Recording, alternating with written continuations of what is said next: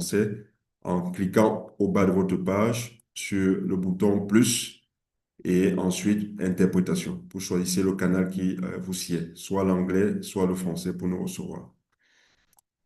Sans plus tarder, je donne la parole au maître de cérémonie, professeur Sylvain Bocco. À vous. Oui, merci beaucoup, chers collègues.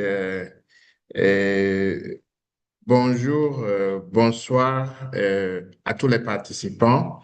Je suis très heureux de vous revoir avec nous aujourd'hui et pour échanger effectivement, comme mon collègue le disait, sur vraiment les aspects beaucoup plus pratiques et d'application, n'est-ce pas, des notions conceptuelles et théoriques que vous avez parcouru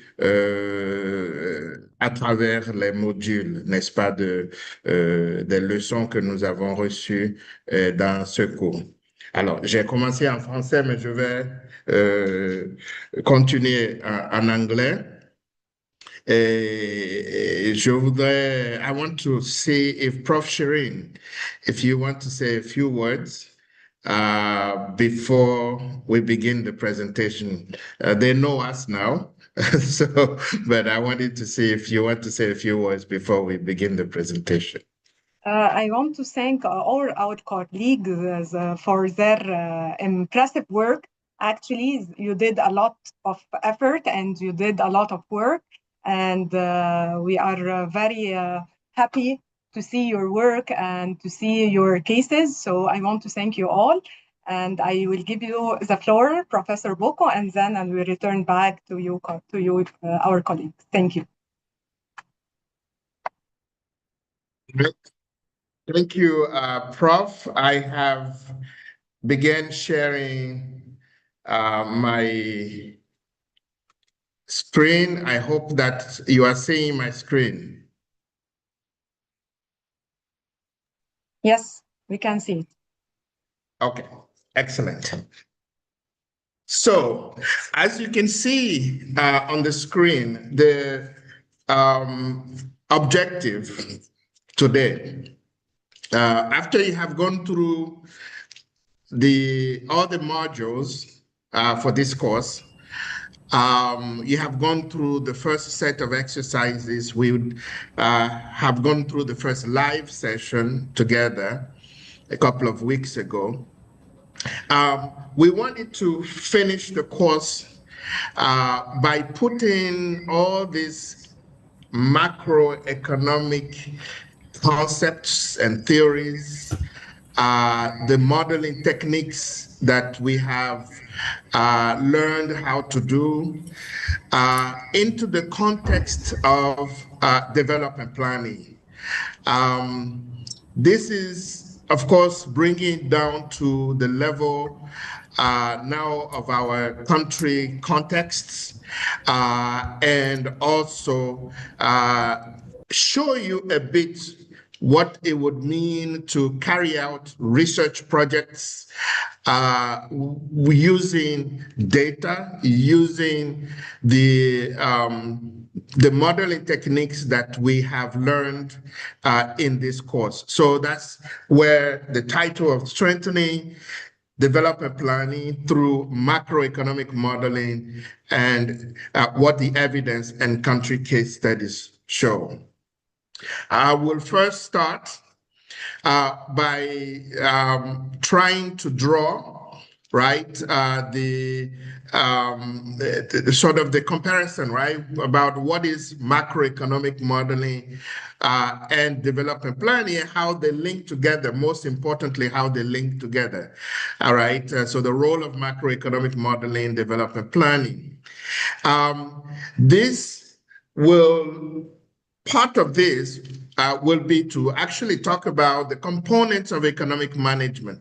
Why? Because essentially when we are talking about development planning, for our countries, it really means or boils down to economic management in a way that will respond to the growth and development objectives of our countries, and particularly today, the type of structural changes and sustainability objectives, as well as poverty reduction objectives contained in the SDGs and Agenda 2063, and how we can use these techniques to respond to that. That would go obviously through the ability for the government to manage, right, the economic components of society.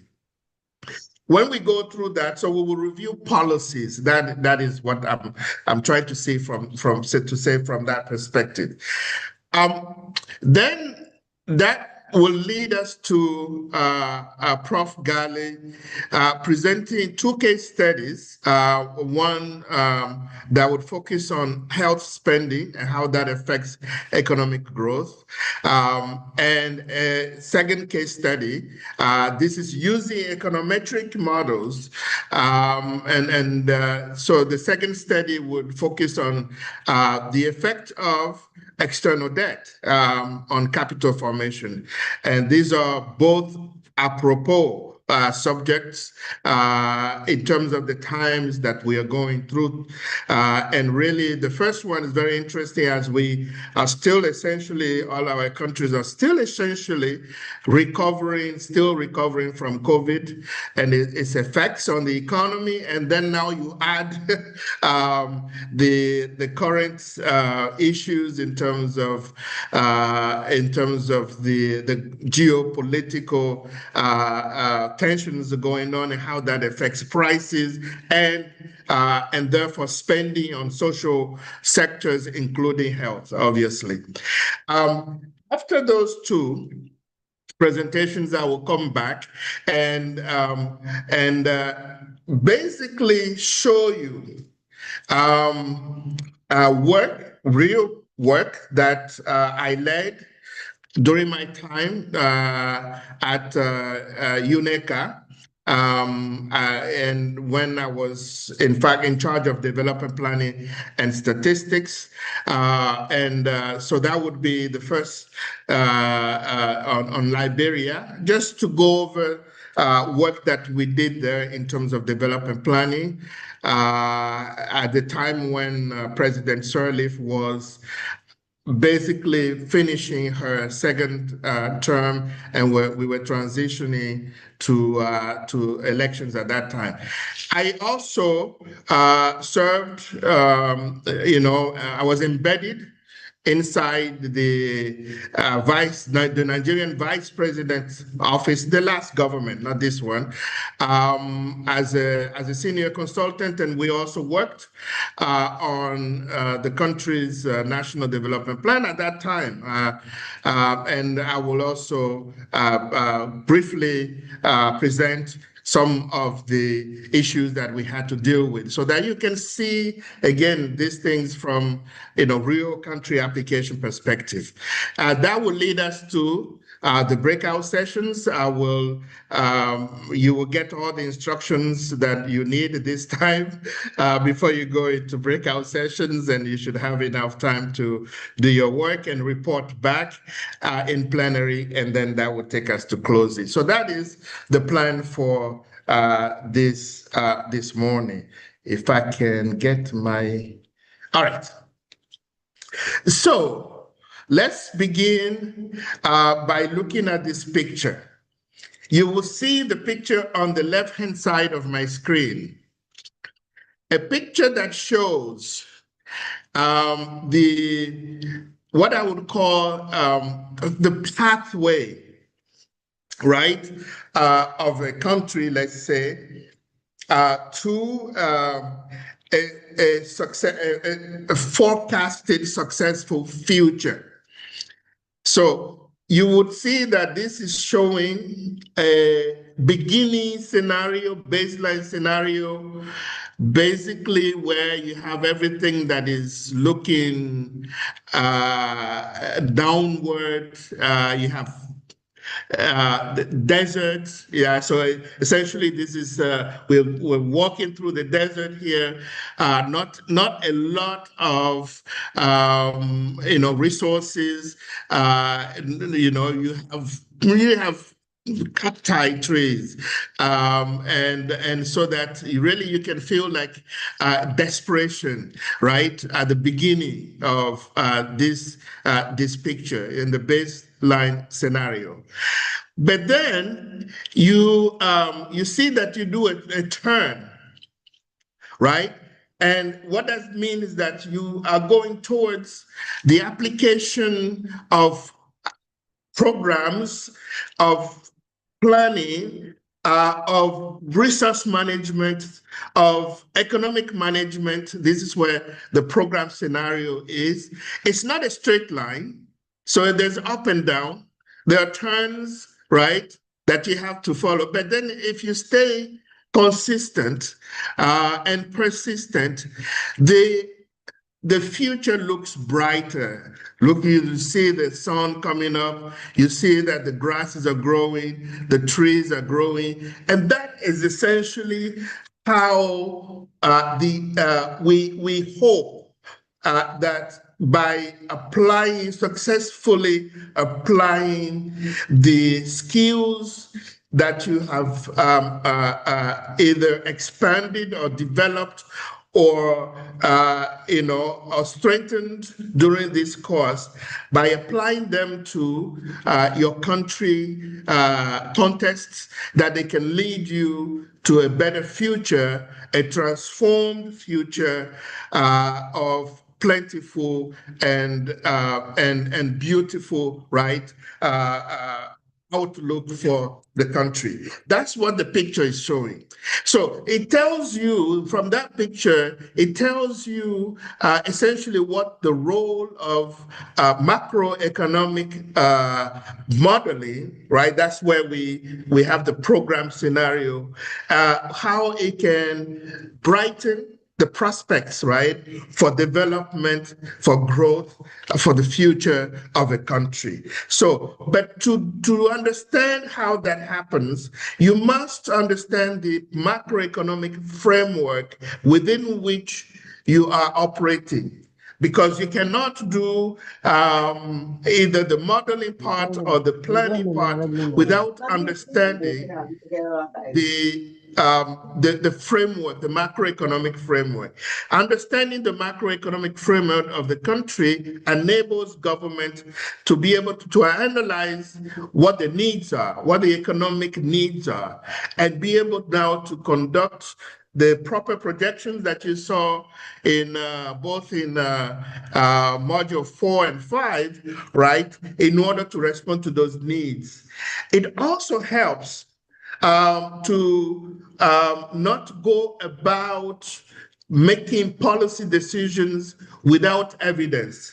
You have to, any successful policy decision has to be based on evidence. It has to be based on data and appropriate data, right? So it has to be data driven. It has to be data-based, evidence-based.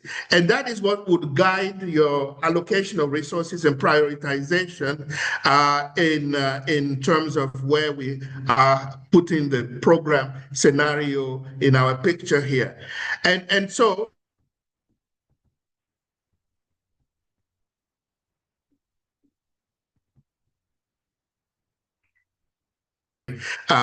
now, when you then have to link this essentially to the planning aspect, which means you sit down and you analyze, what are the current challenges, at the higher level in your country. Is it, for instance, is it health? Is it education? Is it capacity? Is it lack of resources? Is it fiscal challenges? Is it a tightening of the fiscal space, for instance? And what can you do in terms of future needs? Are there solutions right, that you can envisage in terms of forecasting, right, your future needs. For instance, are there resource mobilization techniques? Are there innovative sources of resources that you can think about? Are there resources in your country that you are not yet, adding value to, right? And that you can trade for something else. These are questions that you must ask yourself. And really, what are the limitations?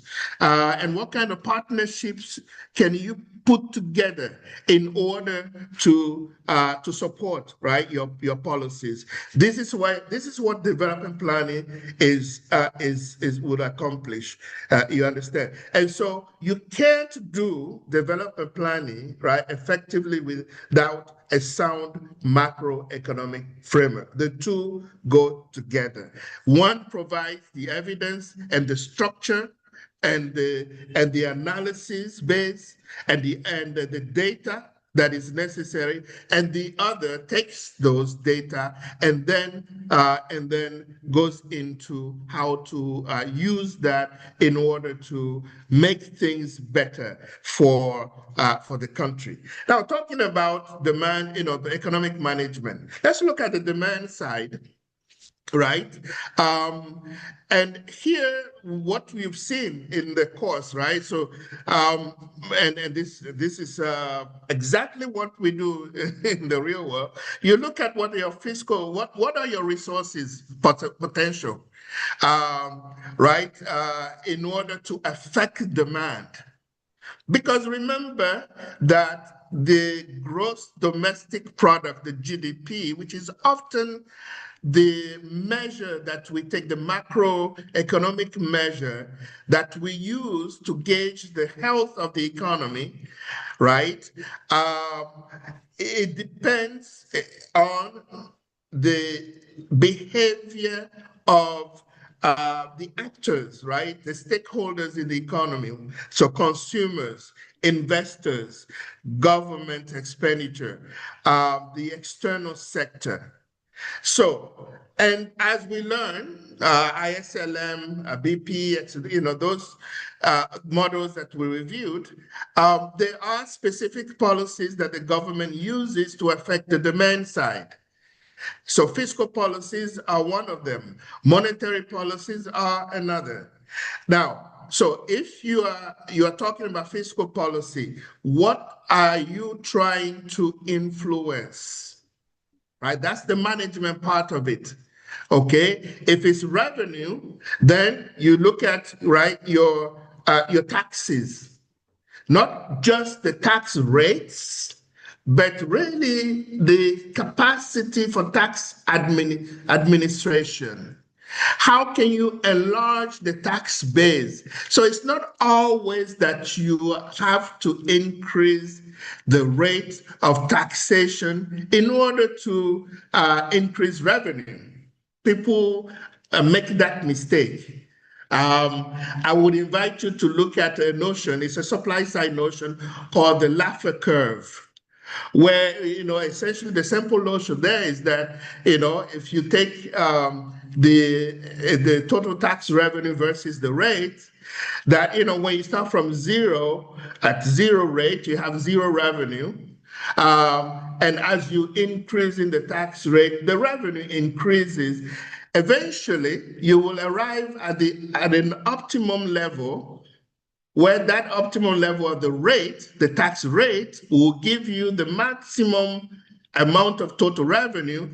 And if you go higher than that optimum, actually your revenue goes down. And if you go to 100% tax rate, your revenue goes to zero. It's a supply side notion. So to increase revenue, domestic revenue mobilization, for instance, it's not just based on the rate of the tax. It is also based on what you do to enlarge the tax base. What productive investments do you make? Right, in order to enlarge the tax base. How do you actually administer? For instance, just quickly, the average tax rate for African countries, tax to GDP ratio is about 16%. For European countries, it's over 30%. For the Latin American countries, I think around 28. For Asian countries, it's about 30%, which means that we have a huge amount of catch up to do just by, for instance, increasing our tax administration capacity, not the rate necessarily. Let me leave that there. The other one is that you want to influence aspect that you could want to influence through fiscal policies, expenditures, right? And so you can obviously use fiscal policy to influence consumption, right? You can influence interest rate transfers, investments, because all of that goes into different categories of stakeholders, of actors, economic actors, right, engaging in expenditure. So you could use fiscal policy to influence that, or you can influence the financing. One of the problems that we have in all of our countries is really trying to manage the debt. And I think Prof. Gali will talk about that today, right?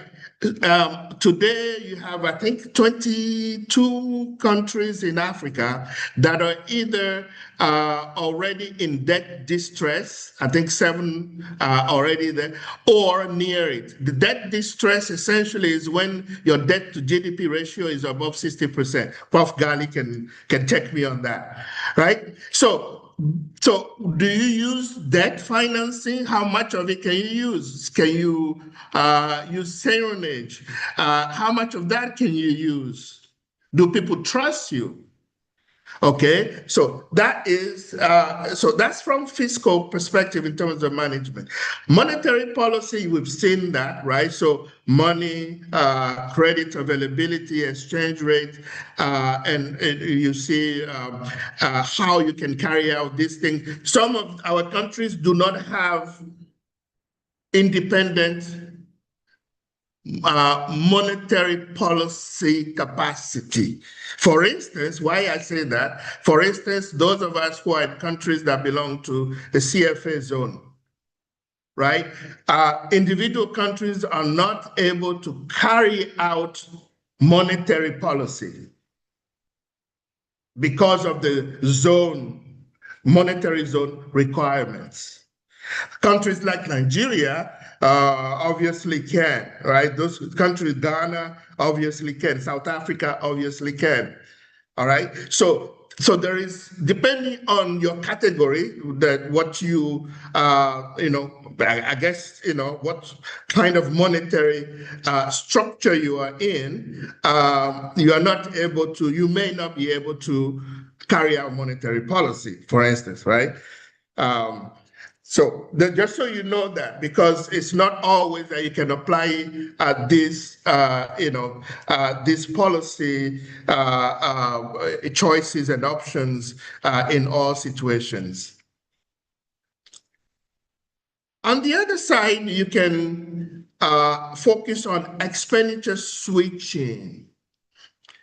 For instance, you might say that I would like for people to buy more Egyptian-made goods. So you can use the exchange rate policy to try and do that, right? If you make the, I think it's Egyptian dinar, if I recall, if you make it, pound, professor, pound. Okay. Oh, okay, pound. Okay, Egyptian pound. If you were to make it, let's say devaluation or depreciation applied to that, to the Egyptian pound, which then would mean that your goods would be cheaper. Egyptian-made goods will be cheaper. So people would switch to Egyptian-made goods rather than buying from external sources. And so you can switch right? Their consumption practices and expenditure practices towards domestic made goods. The same with income policy, price policy, and trade policy. Tariffs, for instance, you hear a lot about tariffs these days because of the way that it's being used in the U.S. And so on, which is to try and promote, right, domestic buying. I'm not sure that it's going exactly the way that it is conceived for, but tariffs, quotas, export promotions can also play the role of trying to switch, right, expenditure towards domestic. And we don't have time to talk about all these aspects really, but these are heavy and very complicated sometimes subject, particularly when you get into things like trade policy, for instance. But let's move on. On the other side of economic management is obviously the supply side. And on the supply side, if our goal is to improve growth, and so that you want to be able to help the production side, producers, to produce better, more efficiently, and more in terms of quantity in response to, right, the demands, okay? There are two things we can do. You can invest in expanding productive capacity. What does that mean? All your infrastructures, whether it's physical, today you cannot produce without having availability of energy. You cannot produce really and save and sell without having availability of roads. You cannot really compete without having availability of digital public investment infrastructures. You can't really say you are competing if what you're trying, or if your human resources that you're working with are not well trained and capacitated. These are all policies that increase and expand productive capacity. So when you are looking at the solo model, for instance, from production perspective, behind the curve, the production, right? The production function, okay, are these policies that government must be very careful, right, in terms of really maintaining and not losing productive capacity. Right, so investment in factor productivity all has to do with the things I've been talking about. So you can see on the right hand side what you can do: savings, capital market, health, education, foreign direct investment. All of that are levers that you can use in one time or another, depending on the circumstances, in order to influence and affect productive capacity. On the other side, and along with that, is obviously improving resource allocation, resource availability. Benin, for instance, is a big cotton producer, right, in Africa. But to get to that, a huge amount of resources are spent on fertilizers, right, every year. Otherwise, the crops will not survive. Attacks from insects, from weather, whatnot, and the other. So resource availability. The same thing with being able to have access to intermediary resources. So today you have a bottleneck, or different bottlenecks, I would say, right, in the supply chain globally, which is affecting the ability of producers globally, and in Africa, obviously, to be able to maintain production levels. And when you can't maintain production levels, you quickly get into recessions. It doesn't matter in a situation like today where you have the war in Iran, for instance, US-Iran-Israel war, for instance. You are not going to use these policies that are here to make fertilizer cheaper, because fertilizer comes from, right, from those countries, a lot from the Middle East, and they are not coming through because of this war. It's making prices go up. It's making it harder for agricultural production. It can, if it continues, right, triple a lot of our production capacities, because a lot of our production capacities is based on agriculture. So these are real things that you're seeing here in terms of implication for countries. So we just wanted for you to have in a structured fashion, right, a point of view that makes it now come home to you, because some of you, many of you are in charge of some of these policies. And so they're not just paperwork, they're actually lives being affected, right, behind these decisions that you are making and that you will be making, on behalf of your country. So with this review, I'm going to give the floor to Prof. Gali to then give us a presentation over the two case studies that she has prepared. Prof, the floor is for you. Thank you, Professor. We have just walked through the policy trees that organize the macroeconomic management toolkit. Before we look at how countries use macroeconomic modeling to anchor their national development plan, I want to spend time on something more foundational. Examples of the empirical macroeconomic work that sit beneath any serious framework. We actually, like Professor Boko mentioned, we have two econometric studies on lower middle income economies. The methods I will show you are the foundation. In the next two cases, Professor Boko will show you a whole framework. The focus in both cases is on applying econometric methods for quantifying long-run relationship among macro variables.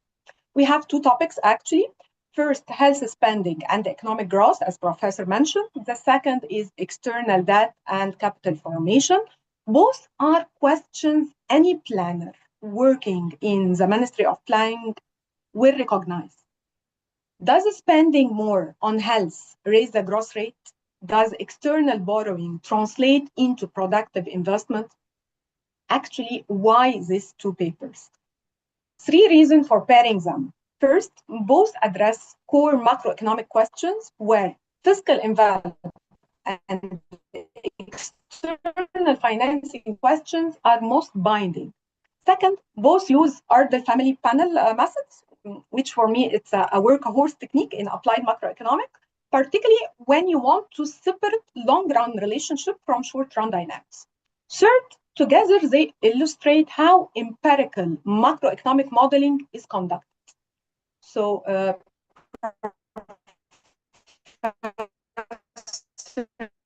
can we go to slide 7? Thank you. Health spending affect economic growth in lower middle economies. The empirical setting is a panel of 37 lower middle income countries observed from 2000 to 2019. We have 740 country observation in total. So in macroeconomic model terms, this is a question about the link between fiscal block, where health expenditure is placed, as Professor Boko showed you, and the real sector block, where output and growth are determined. It tests the human capital channel. Particularly, it tells you whether health expenditure should be classified as productive investment or as recurrent spending in public budgets. Now to the methods. Why CS Ardell? This is something extra I want to show you. imagine you have data for many lower middle income country over 20 years.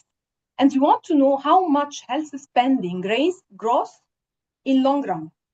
The challenges is this: when you look at different countries, their growth and their health spending don't only respond to internal dynamics, they respond to global events, as mentioned by Professor Bok. The 2000 financial crisis, for example, hit all of us. COVID hit all of us.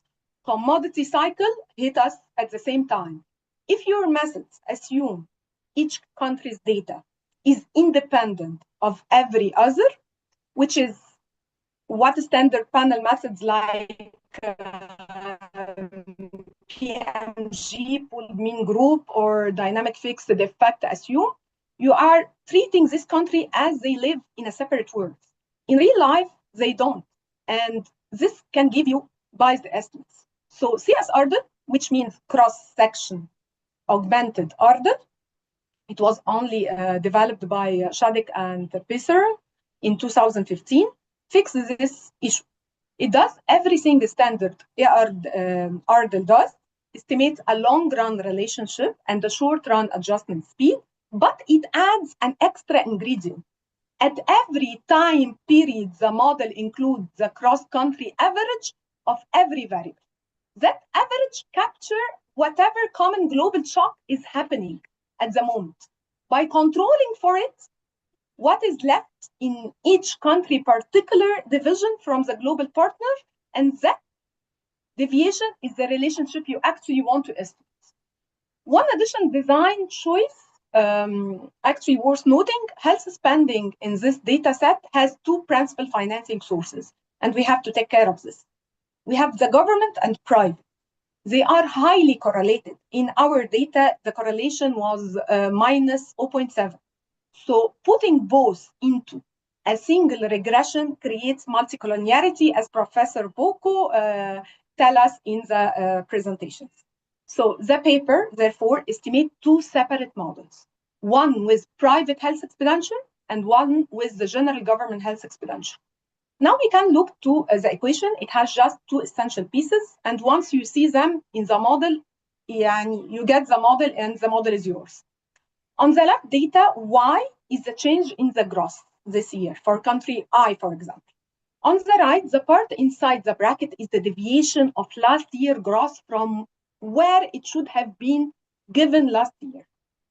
The bracket is long run gap. The coefficient phi in front of the bracket tells you how fast country I closes the gap. A phi of, say, minus 0.3 means about 30% of the gap closes each year. Then we have the Z bar. It is the global signal, the cross-section average that script out what's happening worldwide. Plus we have, of course, the error term. Professor, can we go to the second one? Before we go to the second slide, I want to say something about the finding, okay? Our finding at the bottom,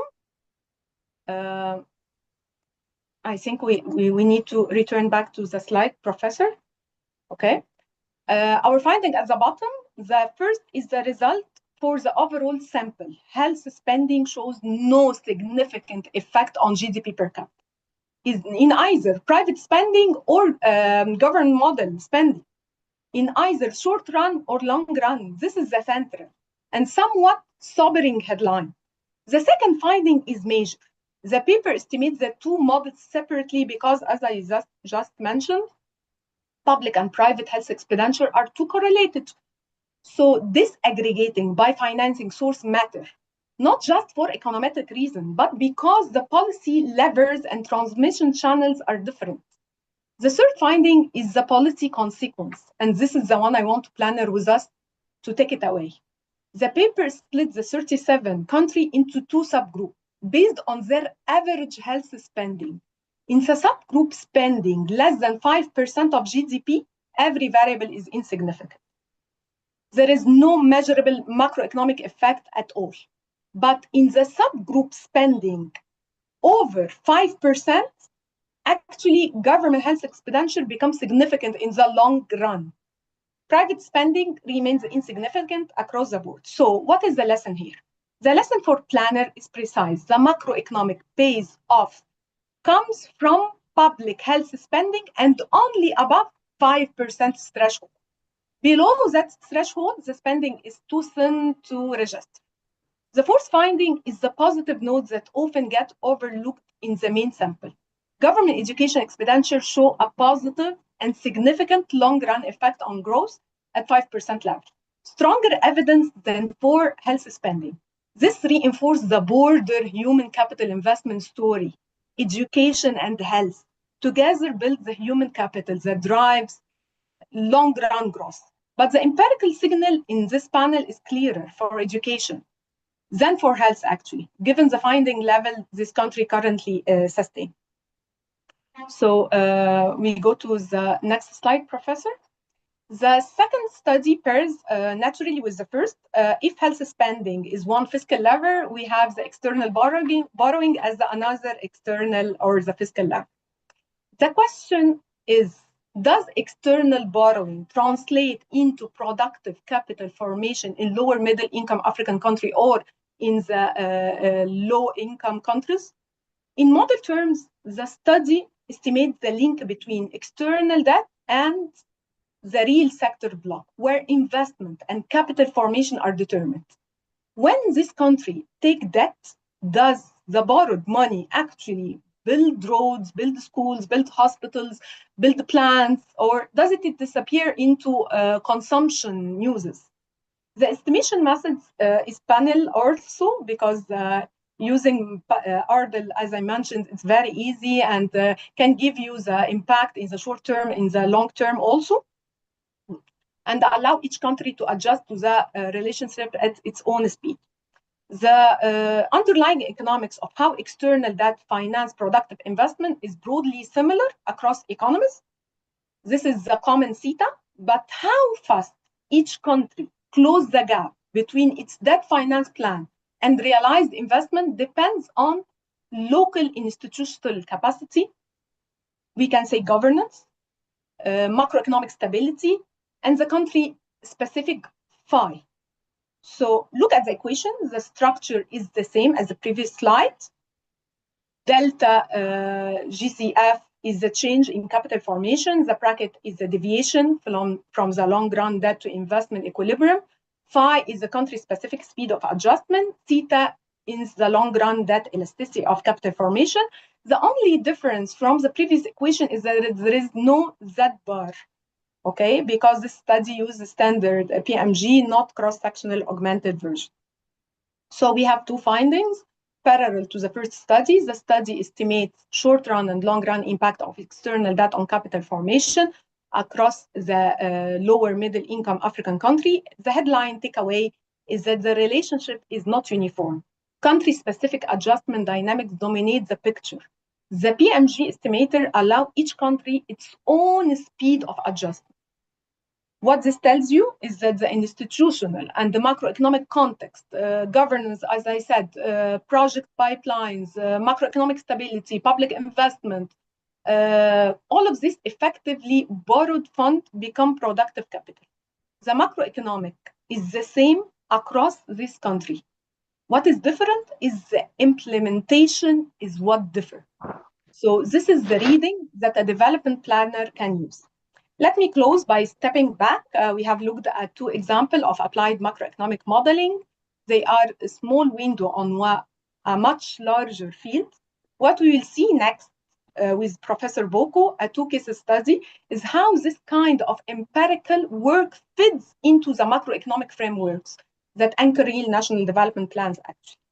Each of these frameworks is built from a set of structure blocks: fiscal, monetary, external, real sector. The elasticity I have shown you today calibrates the linkage between these blocks. Study one, for example, calibrates the link from the fiscal block to the real sector. Study two from the external block to real sector, which is gives the floor. Let me now give the floor to Professor Boko to move to Liberia case in order to see more the whole image rather than go in small steps. Thank you, Professor, and the floor is yours. Thank you, Prof. Gali. I want to uh, recognize here really the uh, contribution, this excellent contribution that you are making to this course. I think my colleagues from EDEP would agree.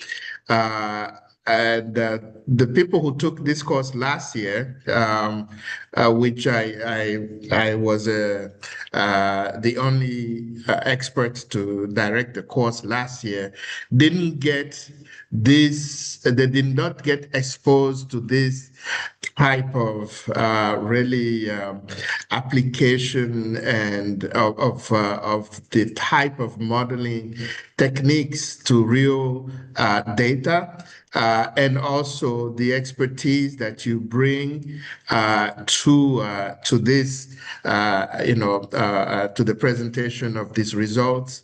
That I think for me, I hope that it resonates with them, because it is you are dealing with current issues, right? Issues of how the investments to social sectors such as health, how much of that is really making a difference, and what should be the appropriate policy.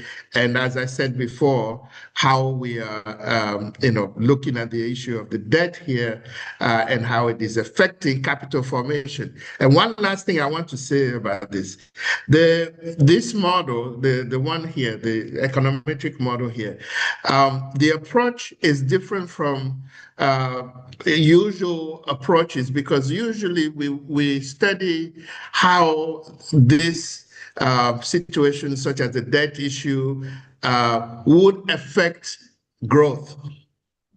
But you are focusing on capital formation, right?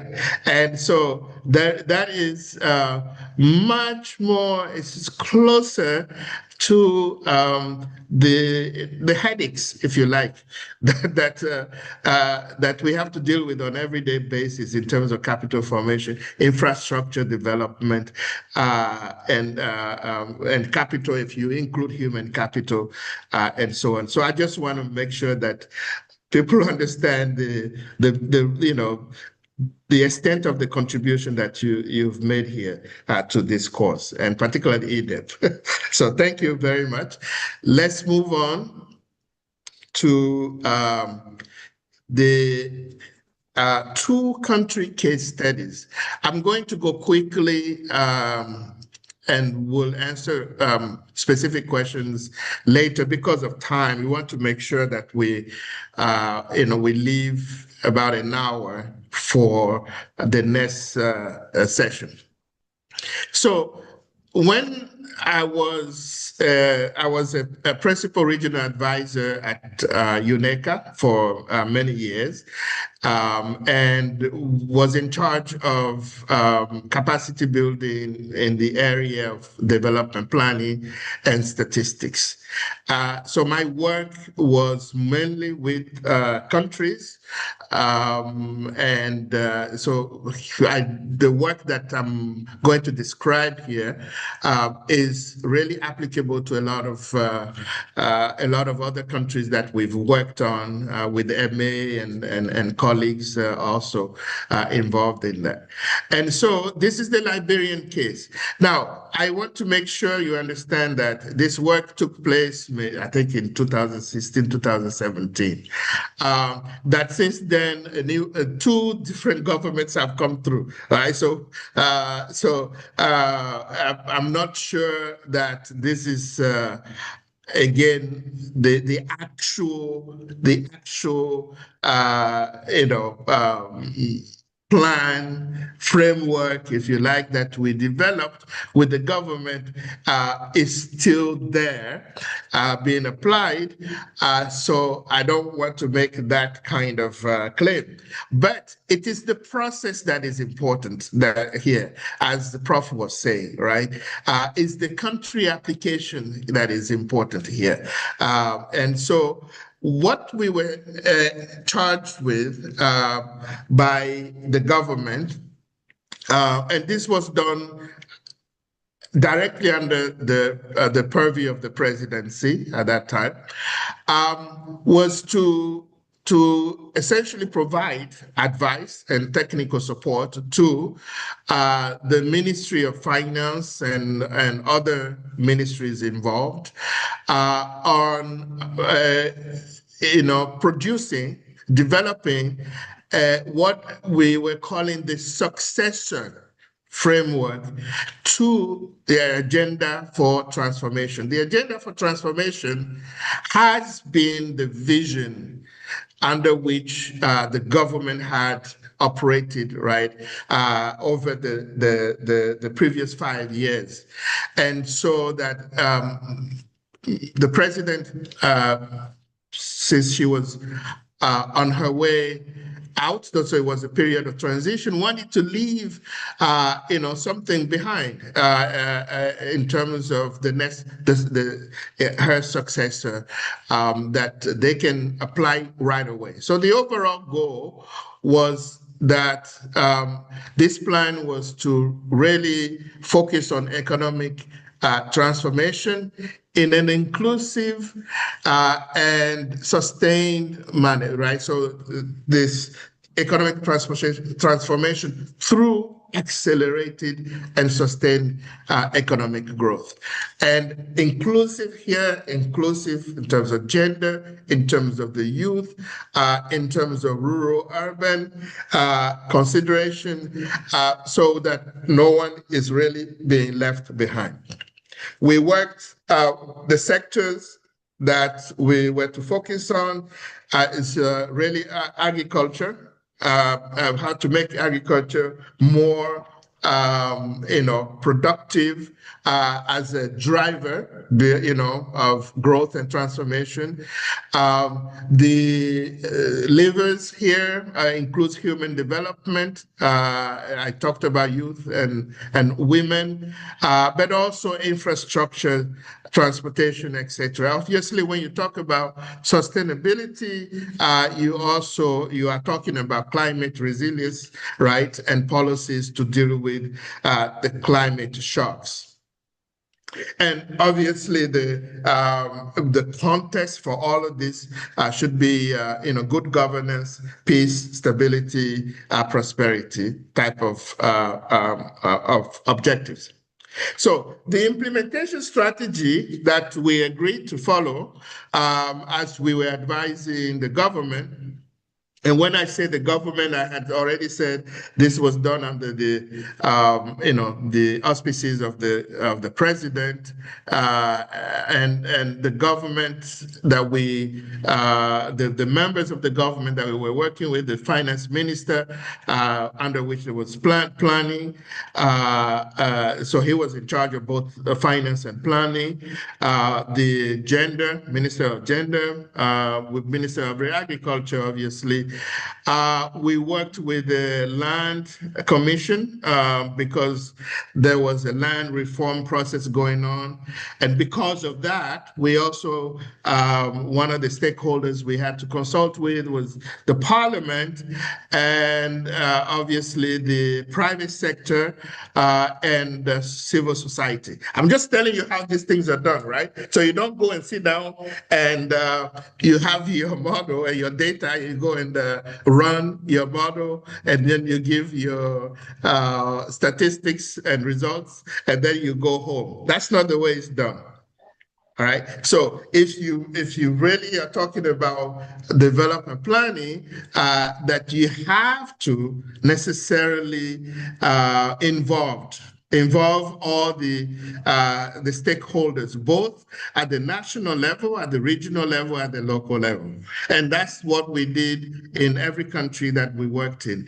One of the factors you have to keep in mind is the role of partners. So that, whatever you develop with the government has to be done in tandem with, partners. You may not like hearing that, but that is the fact today still. It is, the ownership has to be government owned. The ownership has to be country owned. But the support right? Government would go out and say, who can support this part of the plan and who can support that part of the plan. So you have to be able to work in coordination, right, with the partnership around government policy. Now, quickly, when you're doing this type of work,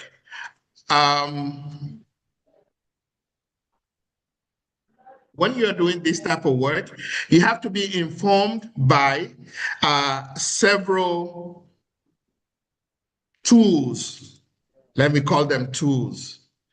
So for us, the vision that was in place, the Liberian National Vision 2030, was a guide for us. The SDGs, Agenda 2063, were a guide. And all the analytical work on macro, such as what Prof has just presented, all the work on, progress review of the existing agenda for transformation, and the budget framework must come into being. What is your timeline? Right? If you notice, the vision is to 2030. We were coming in at the end of 2017 to 2018 for 5 years. That was our timeline. I'm having a hard time moving this. All right. So talking about the macro framework, I'm not going to go through this in details, but these are your macro variables that you have to look at when you're setting your framework, not only in terms of the trajectory, the past trajectory, but also the future trajectory. Right. And so when you are coming in, and what would be the injection of policy changes, remember, the program scenario, and what do you forecast for the future. So again, we were in 2016, 2017 here, and you can see the projection that we were making for the different macro variables. And of course, then you have to, as again, both of us are saying, the entire components of macro and fiscal policies, right? What are the indicators you need to understand how they would affect and what government needs to do? What is each of these indicators, the value right now, the value a year from now? What is your projection? What is your projection for each of them, both on the fiscal side and on the monetary side? Liberia has its own money, so it has the capacity to conduct monetary policy. So before I go to Nigeria, so what happened? We indeed developed the successor framework successfully. We had to deal with internal dissent and internal, political based, I would say arguments, right? That we, as we were the neutral, honest, non-political broker, and we listened to everybody, and then we found elements that everyone would agree on. One of those elements is that this was just after Ebola, and so we needed to focus on what would be the path of reconstruction, job creation, and the future of Liberia, as Liberia was recovering from Ebola, not yet COVID. Okay, so I think there was an agreement over that, and that document was available. All that process and document and the framework and the plan were available for the new government when they came in. So that I can assure you. The second one, quickly, case study. In this case, as I said, I was a senior UNDP senior consultant embedded within the vice president's team. This was President Buhari's government. And so the idea here is, again, to work on the national medium-term national development for, at that time, right, we were doing this work in 2020, actually, during COVID, actually, as COVID was coming to an end. And we were looking at the plan covering 2021, 2025. You can see the vision there in terms of, poverty reduction and lifting people out of poverty, building state capacity, private sector, social sector, the same thing that I was talking about before. And so the foundation here for Nigeria, really the strategic objectives in that work. Nigeria is so dependent on oil, as we know. So there is a huge interest in creating the conditions for a diversified economy. And this remains an objective today for the country. How do we invest in some of the critical physical, financial, and I talk about digital, innovative infrastructure. We were talking about that then. We were talking about, how do we bring in and strengthen capacity, not just at the federal level, but at the state level and local level, because Nigeria is, in Nigeria, you have to pay attention to those three levels to be effective, right, in terms of governance and so on. And you can see the health, education, social sectors as a strategic objectives there. And you can also see how we went about, right, in terms of reaching those objectives. I'm not going to go over everything, but, you can see focus on prudent fiscal management, the monetary policy framework. If I had time, I can speak about that, but I know, and particularly economic diversification. And you can see reducing the cost of production as one of the strategies, which I was talking about before, right? We used several types of modeling approaches to make sure that the results that we are getting are solid, are robust, right? And that they do speak to the strategic objectives that we wanted to reach. So not only did we use macroeconometric model of the Nigerian economy, so that you have the entire sector, gamut of sectors, but also we use input-output model, as we were preparing the framework for the plan, a dynamic computable general equilibrium model to look at, this is where you're really calibrating, right, the coefficients that you are going to use, right, in the other models, and system dynamics, for the perspective planning based on sustainable development goals. I think EDEP has a course on systems dynamic. I think may talk about that more. But very quickly, you would, if you look at the work that we did, it would be familiar to you, right?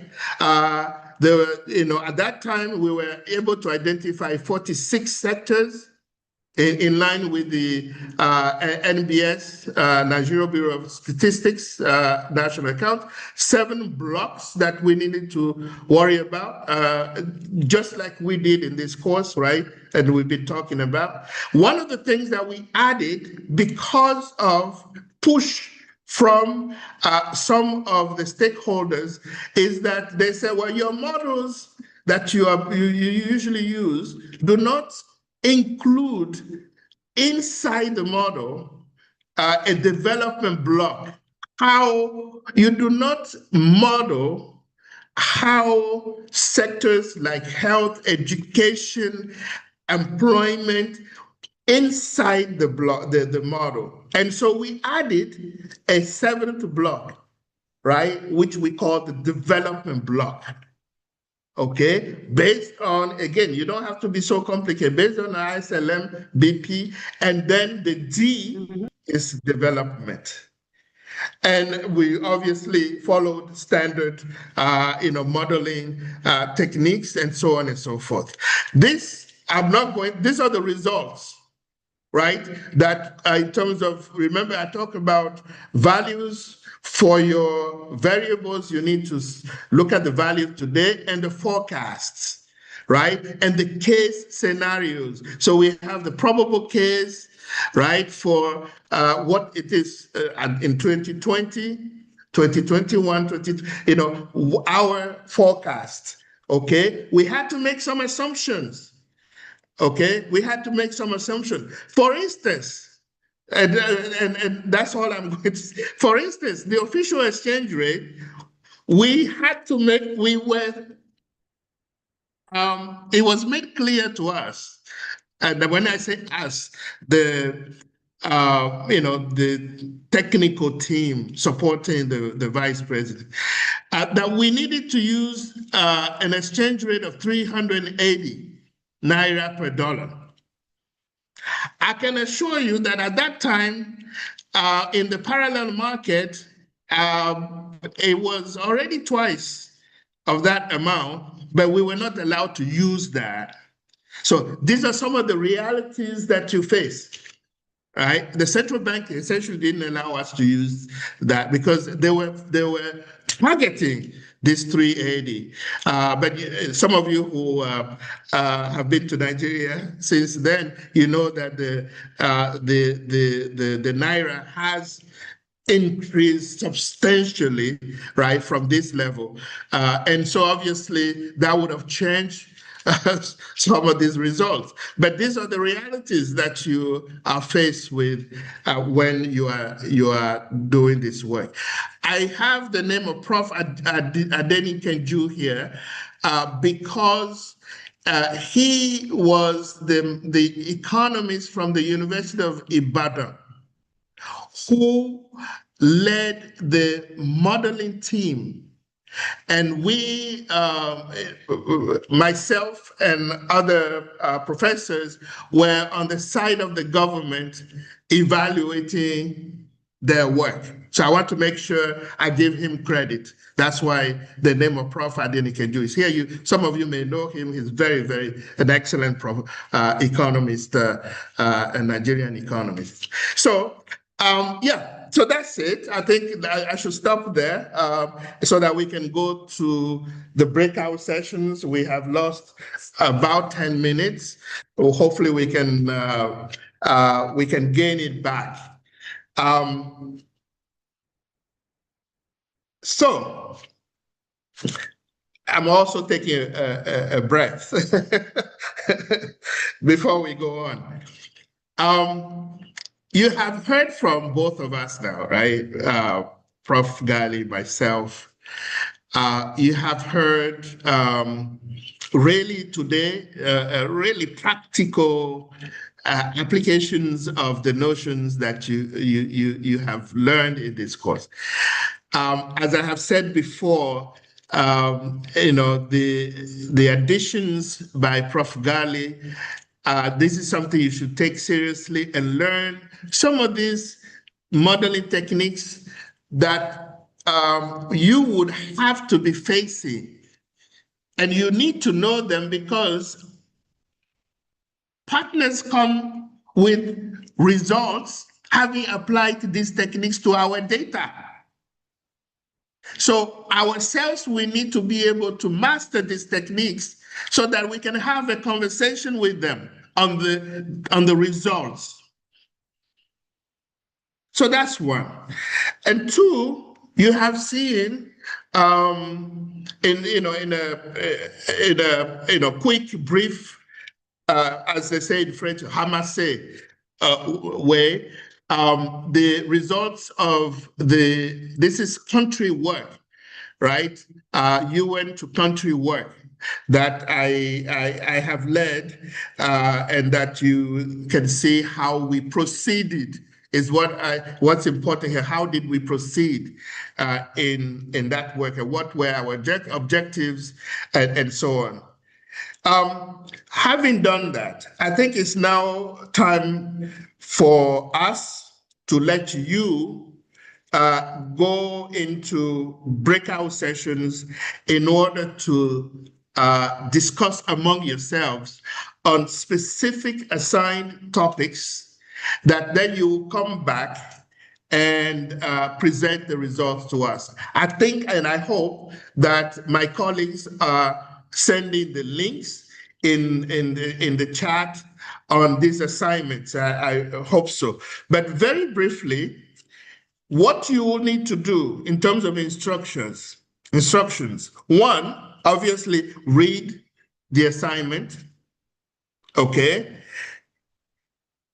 Two, discuss among yourselves the analytical approach that you would use in order to answer the questions that are asked.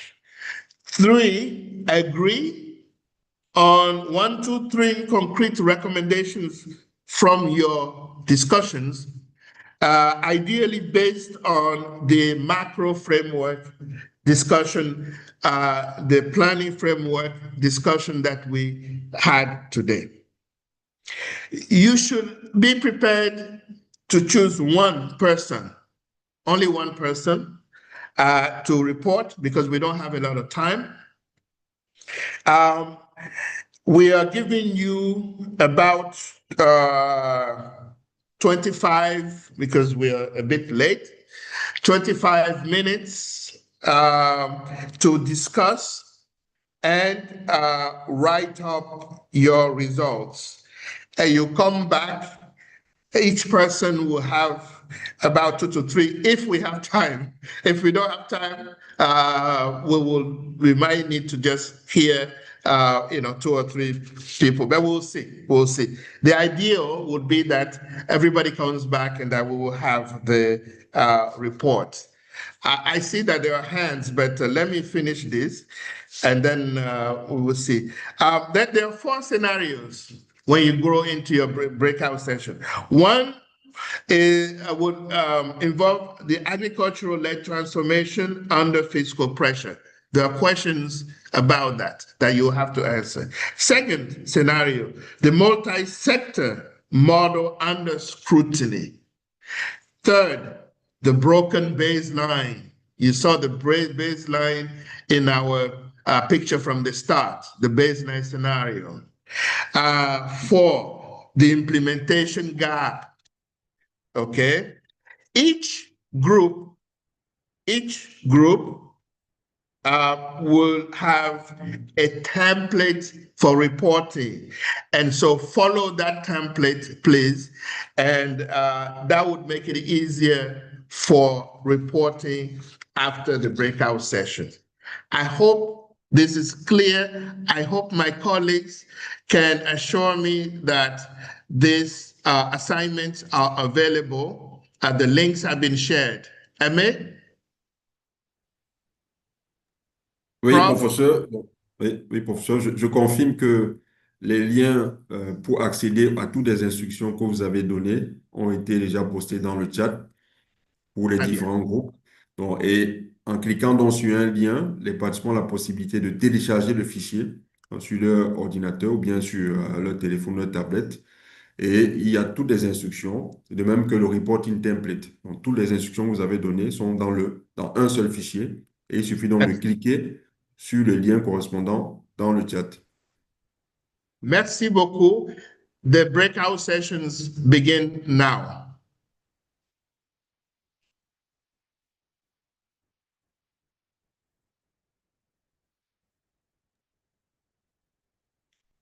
Monsieur Henri Likouchoui.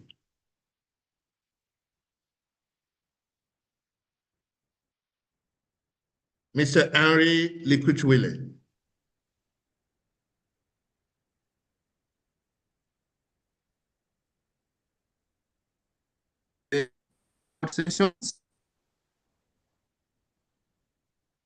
Thank you so Please. much. Please take the floor. How do I know which group to join?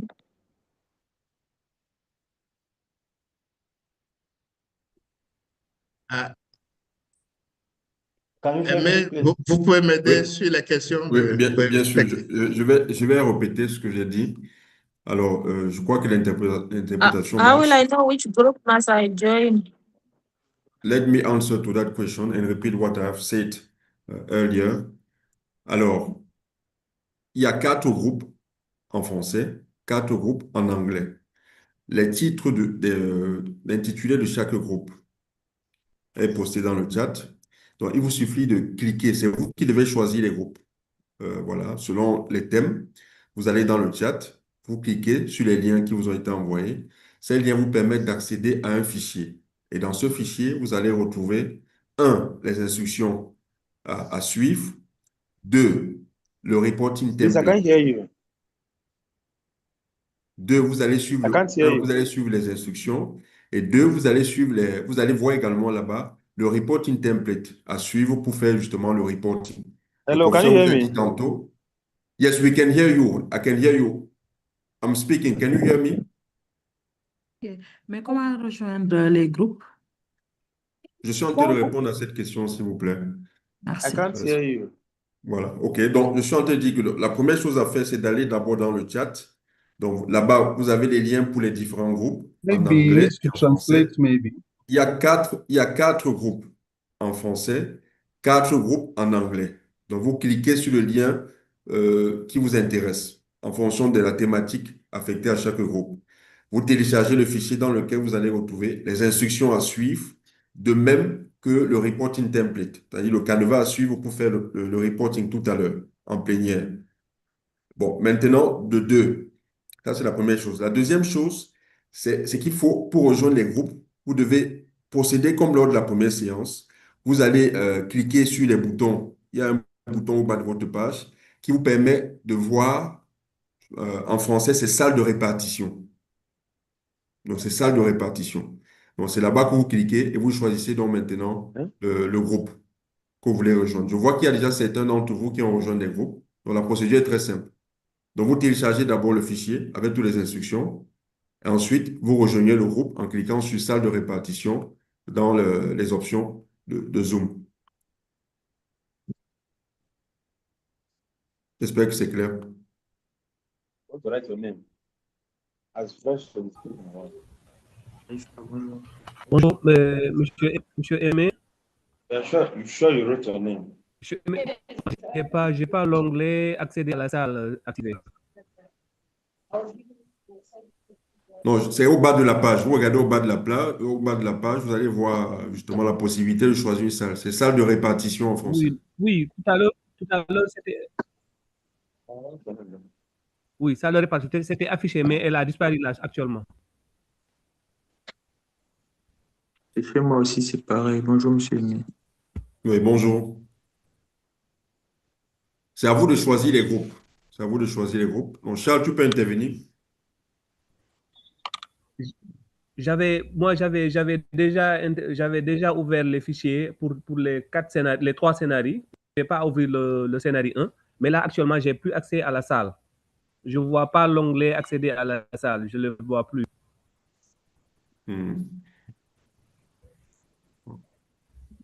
J'appelle mon collègue de la technique, mais normalement, vous devriez avoir les onglets. Normalement, hein, parce que je vois certains qui sont en train de rejoindre les groupes. Certains sont en train de rejoindre les groupes. Je ne sais pas si vous utilisez un ordinateur ou, je ne sais pas, un téléphone, mais normalement, vous devez accéder à toutes les salles. C'est ce qui est prévu, quoi. Bonjour. C'est à vous de choisir. Oui, bonjour, je vous entends. Ok, s'il vous plaît, pour accéder à la salle, c'est à partir de la plateforme de formation ou bien c'est directement sur Zoom ici?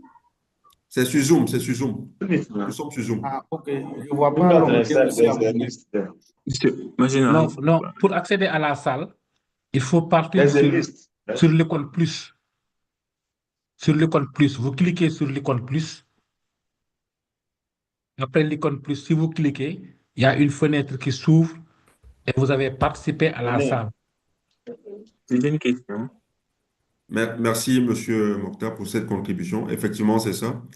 Donc voilà. Monsieur, Oui, monsieur quand on accède à la participer à la salle de discussion, il y a plusieurs scénarios. On choisit un ou bien.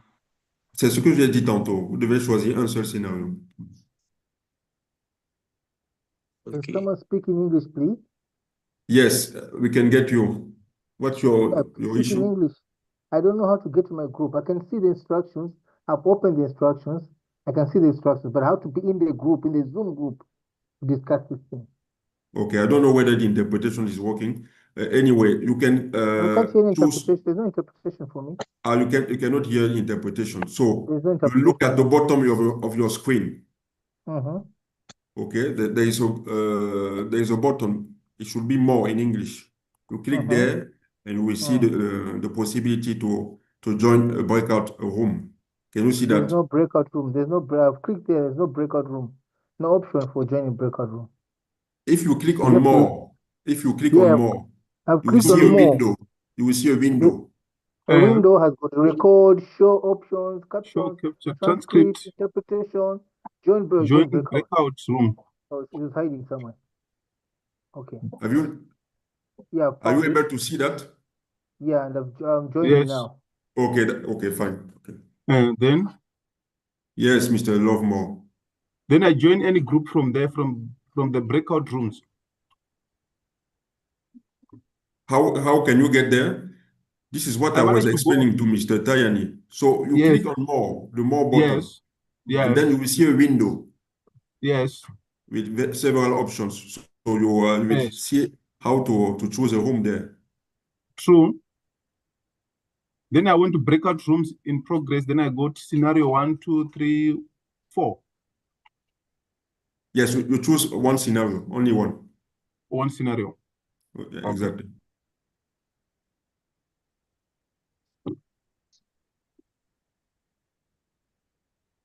Thank you, sir. Yes, Mr. Hello. Lovemore. Hello. Hello? Great. I just want to ask if clicking on the scenario will take you directly to the group and then you are automatically added to the group, or when you go there, you need again to identify how to belong, because I discovered that I can actually join scenario 1, but I don't know if I belong to the group because I'm not seeing anywhere that I can add myself. I can see the tablet, but I cannot identify how I can add myself to the group. No, the process is very simple, easy. If you click on more button, you will see breakout sessions. And then you have 8 possibilities because there are 8 breakout rooms, right? 4 in English and 4 in French. So you choose Yes. one breakout room from the 4 in English. I've Are you getting me? yes, I've already choose, but I was asking that added to the group. Okay, that's fine. Oui, Okay. bonjour. Comment rejoindre les groupes? Parce que je suis en train d'essayer là jusqu'à présent, ça ne donne rien. Oui, donc il faut aller dans l'onglet plus. Je crois qu'il y a. Quelqu'un a expliqué ça tout à l'heure. Enfin, nous, on n'a pas le même affichage, quoi. Moi, comme je suis host de la réunion, je ne vois pas la même chose que vous. Donc, quand vous cliquez sur le bouton plus, il y a une fenêtre qui s'affiche et vous avez la possibilité de joindre justement les Oui, salles. en fait, je vois, il y a scénario 1, 2, 3 et 4. Je vois en anglais, il y a en anglais et puis aussi en En français. français, voilà. Donc, vous choisissez un scénario en français en fonction du thème, quoi. Ouais, c'est ça. D'accord, merci. Mais ceux qui ont des questions, vous pouvez activer votre micro, vous parler. On va répondre. Il y a beaucoup qui sont déjà dans les salles. Bonjour, monsieur Amin. Oui, Bonjour, chère bonjour, l'équipe monsieur. de l'IDEP. Merci Oui. pour, en fait, la belle présentation et la formation de qualité. Moi, je pense que en fait, c'est un peu flou, hein, les explications. À mon niveau, donc là, moi, je suis au niveau de la plateforme pour les scénarios. Mais bon, est-ce possible que quelqu'un puisse expliquer pour les francophones et quelqu'un puisse expliquer aussi pour ceux qui ont, en fait, qui parlent anglais concernant les scénarios? Moi, par exemple, au niveau du scénario 4, le décalage entre les politiques et leur mise en œuvre. Mais actuellement, je ne vois personne au niveau de la plateforme. Merci. Oui, si vous ne voyez personne, ça veut dire que peut-être les gens ont choisi une autre salle. Mhm. C'est une explication assez plausible, quoi. Donc peut-être OK. essayer de rejoindre notre groupe pour voir. OK, merci. Mhm.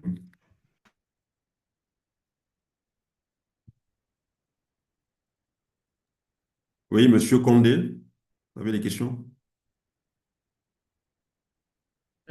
Bonjour à tout le monde. Merci beaucoup, hein. C'est vrai que l'intervention a été en anglais. Euh, Nous, les francophones qui avons une maîtrise un peu limitée. Ça- donc, vous comprendrez que l'explication pourra être limitée à notre niveau. Mais qu'à cela ne tienne, je rappelle juste que la session passée, j'ai pas pu joindre, après les tentatives, j'ai pas pu rentrer dans la session. Et malheureusement, j'ai pas vu qu'on appelle le partage du matériel enregistré pour pouvoir se rattraper. Ce qui fait que ce matin, je rejoins les collègues qui n'arrivent pas à comprendre comment fonctionnent les différents scénarios, les différents scénarios. Moi, quand même, j'ai ouvert la plateforme et j'ai vu que l'ensemble des scénarios était verrouillé. C'est verrouillé. Il y a qu'on appelle le groupe B, scénario 2 qui était en surbrillance. Donc, c'est seule partie où j'ai pu cliquer pour entrer. Donc, peut-être que c'est là-bas qui m'est destiné pour travailler. Seulement, je ne comprends pas le descriptif et qu'est-ce qui est attendu exactement de ces scénarios-là, parce que malheureusement, je n'ai pas pu participer à la session, à la dernière session. Donc, je voudrais un éclaircissement à cet aspect-là. Merci. Ok, bon, c'est bien noté. Effectivement, lors de la dernière session, on avait, en dehors des travaux pratiques, donné une sorte de devoir à faire en groupe. Et pour ce faire, on a décidé donc de créer des groupes sur la plateforme de formation. C'est pour ça que vous avez vu trois groupes correspondant à trois scénarios. Et l'idée était donc justement de faire répartition de l'ensemble des participants en trois groupes pour les francophones et trois groupes pour les anglophones. Et justement, vous avez vu que votre groupe était peut-être le groupe B, comme vous l'avez dit. Et dans ce groupe-là, il était question donc de faire un travail, une discussion et de faire une soumission collective de votre travail. Donc, je crois que si vous avez vu que, il y avait plus possibilité de faire une soumission, c'est que justement, peut-être l'un des membres du groupe avait déjà fait une soumission sur la plateforme. Mais ce dont on parle ici, ça n'a rien à voir avec cet exercice-là. Ça, c'est un autre exercice. Il s'agit ici de rejoindre des groupes de travail sur la plateforme Zoom, ce qu'on appelle les breakout sessions. Donc, c'est des petits groupes parallèles qu'on a créés.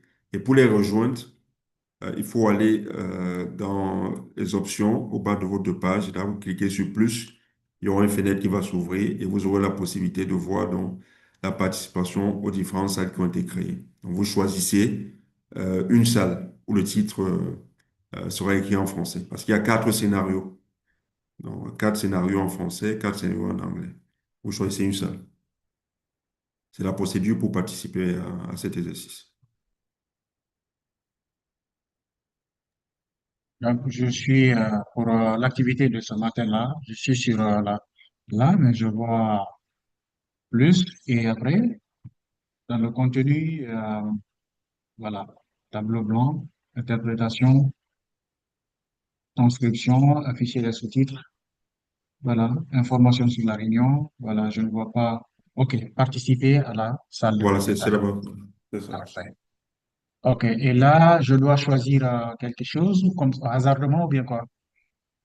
C'est ce que je disais tantôt. Vous choisissez euh, une salle ou bien un groupe OK, en fonction du titre. Donc, vous parfait, avez les titres. Scénario 1, il y a un titre. Scénario 2, ainsi de suite jusqu'au parfait, scénario 4. Donc, parfait. vous C'est rejoignez bon, un groupe et vous pourrez travailler avec les autres.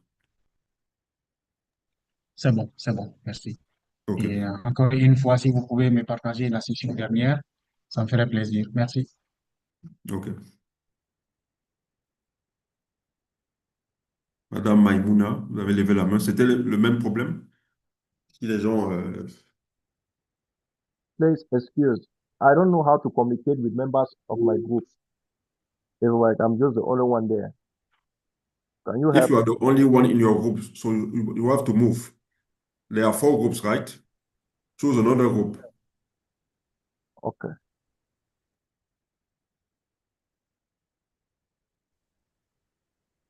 Monsieur Derrick. Oui, alors, bonjour. Merci encore pour la présentation. J'ai pu me connecter, donc intégrer un groupe, enfin, j'ai l'un des scénarios, mais comment je vois là, par exemple, je suis rentré sur scénario 4, décalage entre les politiques et leur mise en œuvre. Je Mhm. vois, du coup, sur le Google Doc, il y a 14 personnes qui sont en lecture et les membres du groupe, où est-ce que je les retrouve pour travailler avec eux? Dans votre groupe, vous êtes le seul membre, c'est ça? Justement, comment je reconnais, où est-ce que j'identifie les membres du groupe en fait? Non, normalement, vous devez voir les autres membres du groupe. Oui, oui, en fait là, je me suis connecté et je vois qu'il y a 18 lecteurs au total qui sont connectés. Et donc là, je suis déjà d'office dans le groupe, c'est ça? Vous êtes dans le groupe, effectivement. Mais non, Vous pouvez discuter. pour rentrer en contact avec eux, comment ça se passe? Normalement, vous pouvez vous démuter et parler. Charles, est-ce que les participants ont la possibilité de parler dans les groupes? Je crois que c'est le cas. Je crois que ça a été activé. Parce que, en fait, pour, dans le chat, quand j'ai cliqué, j'ai une fenêtre Google Doc qui s'est ouverte, mais avec la fenêtre Google Doc, à quel moment on communique avec eux? À partir d'où? Mais attendez, vous avez cliqué où au départ? Attendez, je suis sur, donc, là, sur la session Zoom qu'on nous venons d'avoir, où nous sommes connectés, là. Oui, À côté, il y a la fameuse fenêtre du chat, oui, de discussion. oui. C'est là que j'ai vu justement les différents. Donc Oui, euh, là-bas, c'est les instructions. C'est ce que je oui, disais tantôt. oui, Là-bas, il y a Euh, des fichiers qui correspondent aux Aimé? instructions. oui, Aimé? Maintenant, si vous voulez rejoindre un groupe, oui. vous cliquez sur plus. Ah oui, plus, ok. Est-ce que vous me suivez? Vous cliquez sur Oui. plus. Et ensuite, vous allez voir participer à une salle. C'est bon? Attendez, je clique sur plus et j'ai pas participé à une salle. Non, non. Regardez bien. Ça doit être là. Attendez, je clique sur plus juste à côté des scénarios, là. C'est cela? Non, non, non. Vous cliquez sur plus juste au bas de votre écran. Zoom a des options en bas. Attendez. Oh, il y a interprétation et tout. Il y a plus sur un Ah bouton oui, c'est bon, plus. c'est bon, c'est bon, c'est bon, c'est bon. Ok. Afficher, transcrire, ah oui, participer à la salle de discussion, c'est là? Ah, ok, super, c'est bon, merci. OK. Les modèles, tac, scénario 4 décalage. Ok, il y a 23 personnes. Ok. Oh oui. C'est bon? Oui, ah, mais il y a un groupe qui a du succès là. Eh ben, I don't know Oui, where to add it. oui, oui. Okay. Who is talking? It's Mr. Ram, Ambikat Ram. Yes. I don't know how to actually I've opened the scenario one, but how to join the scenario one is a problem because I don't know where I can find more like how someone is explaining in French, but I'm still looking at I don't know if I should look at the Zoom page or I should go to the Google Doc page that has opened. You are saying that you have opened scenario one. You have opened Yes. the file on the chat, right? I've opened scenario one, yes. No, no, that's not where you can join the scenario one. To join scenario one, you have to click at the bottom of your screen. You see there are several buttons on Zoom. You will see more. Yes. You I've click seen more. there, and okay, so you can see a new window, right? A new window. I can see a record, show caption, translate English, join break room. Okay. Exactly. You click there Yeah. and you choose one scenario because there Okay. are 4 scenarios in English. You choose Yeah. one scenario there. Is that okay?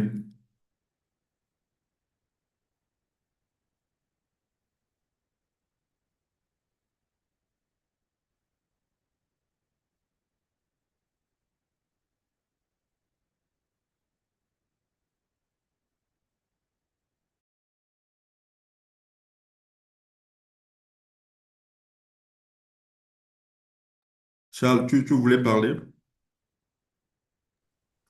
Oui, c'est bon. Bon, autrement, il y a 8 participants là qui veulent entrer dans le cours. Est-ce que je les fais entrer ou pas? Ils veulent entrer où? Je n'ai pas suivi. Il y a encore sur la salle d'attente des Mhm. participants qui veulent entrer dans le cours. Justement, je ne sais pas si en les faisant entrer, bon, peut-être qu'ils vont suivre juste hein, la restitution, quoi, parce que on a déjà donné les instructions, les gens travaillent. Ouais. Est-ce que tu peux donner un peu un aperçu de ce qui se passe dans les salles? Il y a combien dans les salles? OK. Dans la salle scénario 1, il y a 14 participants. Mhm. Et donc, dans scénario 1 en français, il y a 26 Mhm. participants. OK. Scénario 2 en anglais, il n'y a qu'un seul participant. Je ne sais pas ce qu'il fait là-bas, il est seul. Scénario 2 en français, il y a 10 participants. OK. Scénario 3 anglais, il n'y a personne. Scénario Mhm. 3 en français, un seul participant. Scénario 4 anglais, un seul participant. Scénario 4 français, 24 participants. OK. Apparemment, c'est les francophones qui participent Ouais. au Et il y a breakout sessions. 55 qui n'ont pas encore rejoint leur salle, hein, qui n'ont rejoint aucune salle. 55. 55. OK. Ouais. D'accord. Donc, j'ai la possibilité de les affecter quelque part, hein, si tu veux. Oui, s'il te plaît, tu peux Ouais. faire le dispatching. OK. Et pour ajouter à ça, Aimé et Charles, on peut leur accorder quelques minutes Oui. supplémentaires D'accord. Ce pour sera à votre pour qu'ils ne convenance. soient pas automatiques. Pardon? Vas-y, Ce Charles. sera, oui, oui, ce sera à votre convenance. Dites-nous quand est-ce que vous voulez qu'ils reviennent et puis on les fera revenir. D'accord. Je pense à, bon, chez moi, 12 heures ici, hein, ça fait 11 heures là-bas. 12h50, c'est bon. 11h50 chez vous. OK. Aimé? Ouais, non, Euh, ça devrait aller, il n'y a pas de souci. OK. Ça Donc, dit pour 10 ça, minutes peut-être, avant l'heure, quoi. 10 minutes voilà, avant l'heure, voilà. c'est ça. Donc, Charles va faire les ajustements par rapport au timing. Il n'y a pas de problème. Merci beaucoup. Merci.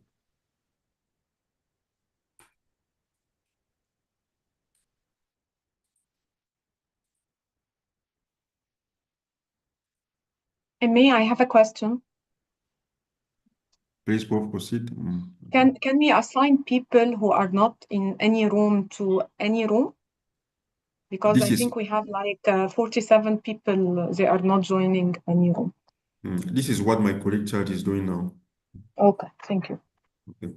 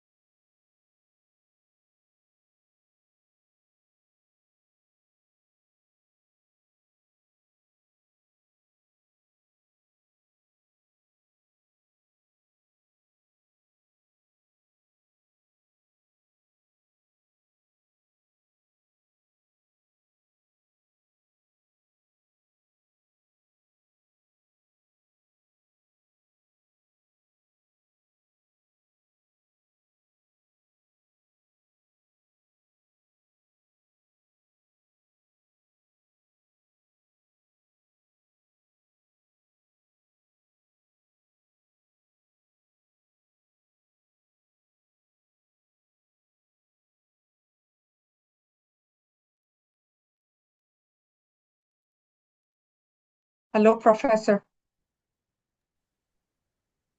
Yes, Prof. Unfortunately, some rooms, they are not working because they are French speaker and they join the room with the English case, so they don't know how to do it. So I tell them to go out from this room and try to join another room, but there is no time actually. Yeah, there's no time left, and I think it's the exercise. Yes. We will do like we did for the first session, which is Okay, we will to send to them and they try to do it together. Okay. yes, yeah. Okay, great. So we'll work with the MA on that. Yes. D'accord. Merci. Merci à vous. Professeur? Oui. Ouais, je suis allé dans plusieurs groupes et j'ai Oui. constaté que les participants n'ouvrent pas leur caméra. Je crois que ce serait bien de les encourager à ouvrir leur caméra, comme ça ce sera plus chaleureux, plus voilà, Ah peut-être. oui, Ouais. d'accord. Ouais, ils ont cette possibilité. En Actually, plénière? Actually, Yes. I go to many of rooms. They are afraid to speak and they don't want to open the camera or the mic. They don't want to speak. So I encourage some groups to speak, actually, the English groups. Okay, all right. Maybe when we come back to plenary now, let me see. On est déjà en train de revenir, non, en plénière? On vous attend, hein. Si c'est OK, on les fait revenir. Je Ouais, pense oui. je pense que oui, on va pas perdre trop de temps. OK, Il faut d'accord. les faire revenir, ouais. D'accord.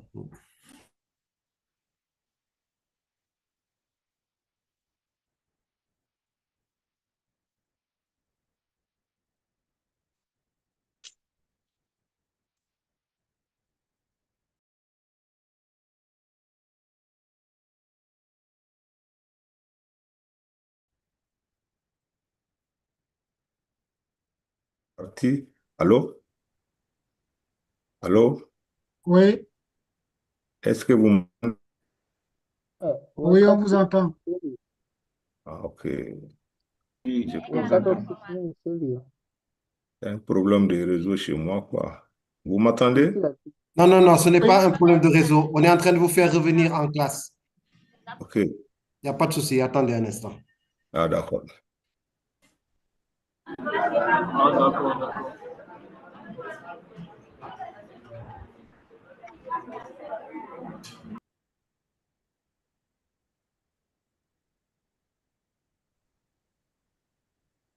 Ça y est, tout le monde est revenu?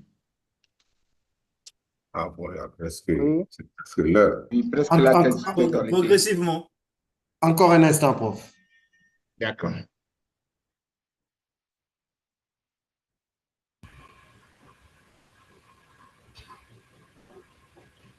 Voilà, c'est bon, professeur. D'accord. Merci beaucoup, cher collègue Charles, puis merci à vous tous participants. Now that we are back, I had a request. For those of you who want to turn on your camera, please do so. It will be good to see our faces, right? But if you choose to, I think it will be a good thing. Yeah, very good. Très bien. Voilà. So what I think we should do, we have about 5 minutes left. I think maybe we can borrow 5 more minutes from Amy. And I'm sure he won't say no. So that we can go straight to the plenary reports. 2 minutes, 2 minutes.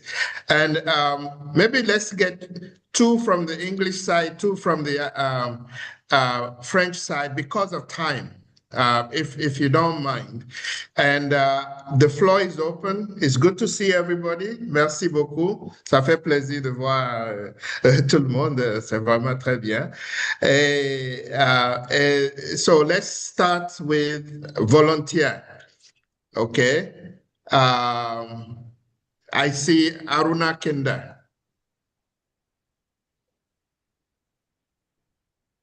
Bonjour professeur, bonjour tout le monde. Donc nous c'est le groupe en français scénario numéro 4 qui porte principalement sur le décalage entre les politiques et leur mise en œuvre.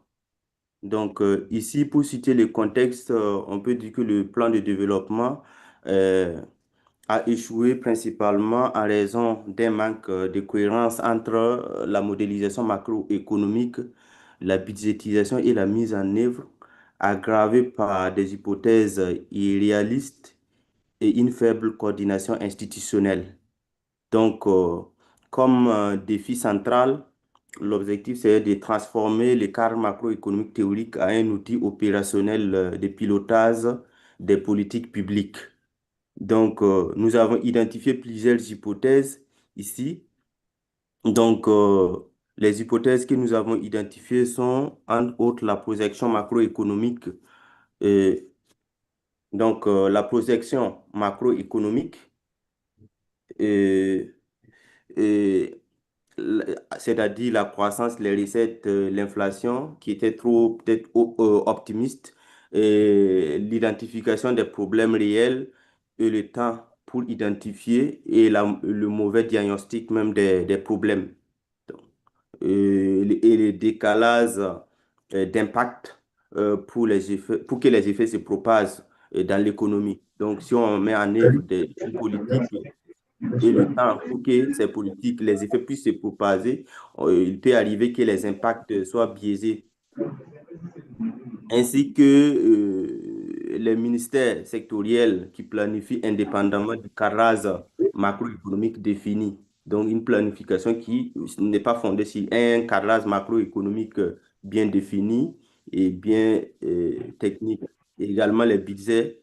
Le budget n'est pas contraint par une enveloppe macroéconomique crédible, ainsi que l'économie externe est exposée à des chocs externes non anticipés, comme les termes de l'échange, l'aide, le climat ou les cas des guerres. On peut également les capacités administratives qui sont hétérogènes et limitées au niveau des pays.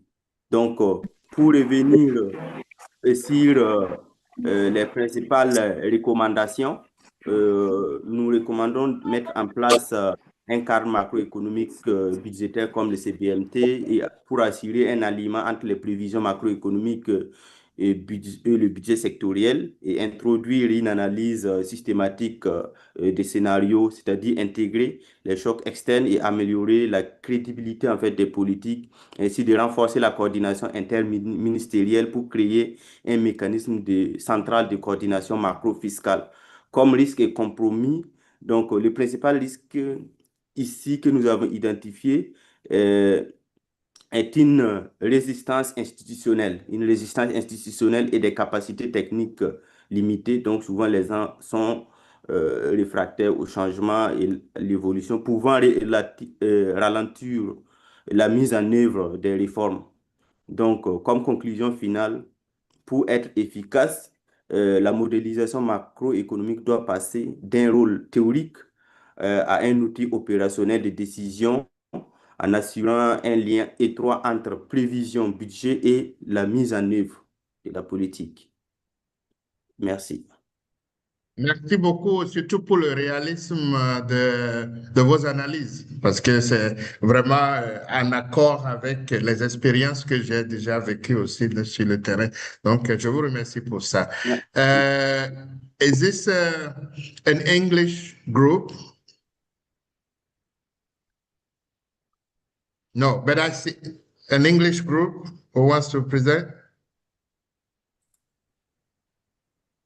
Hello, Dr. Silva. Right. It's Lamia, and I would like to explain some points in the same scenario 4. Okay. And I would like to thank you, Haruna, for the insightful feedback. And I may add some points. I think that the gap between the macroeconomic modeling and the development plan, or how to put it in practice, is that we are optimistic when we elaborate the development plan, and for today, day-to-day actions, we are overwhelmed by shocks or political instability.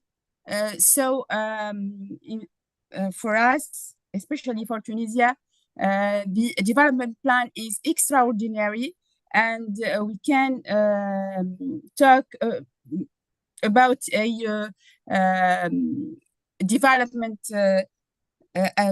or development indicators that we can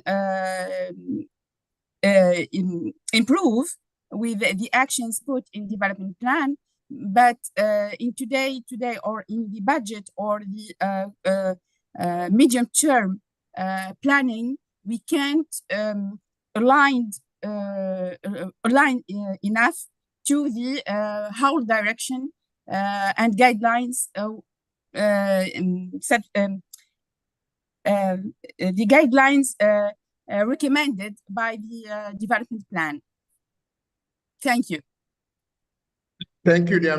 But may I ask, what sector do you work in, and you work in the government?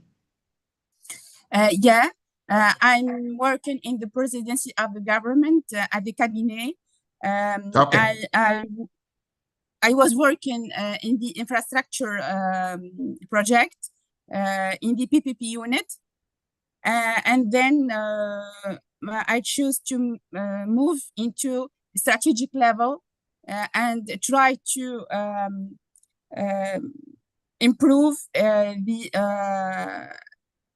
strategic axis for the project especially.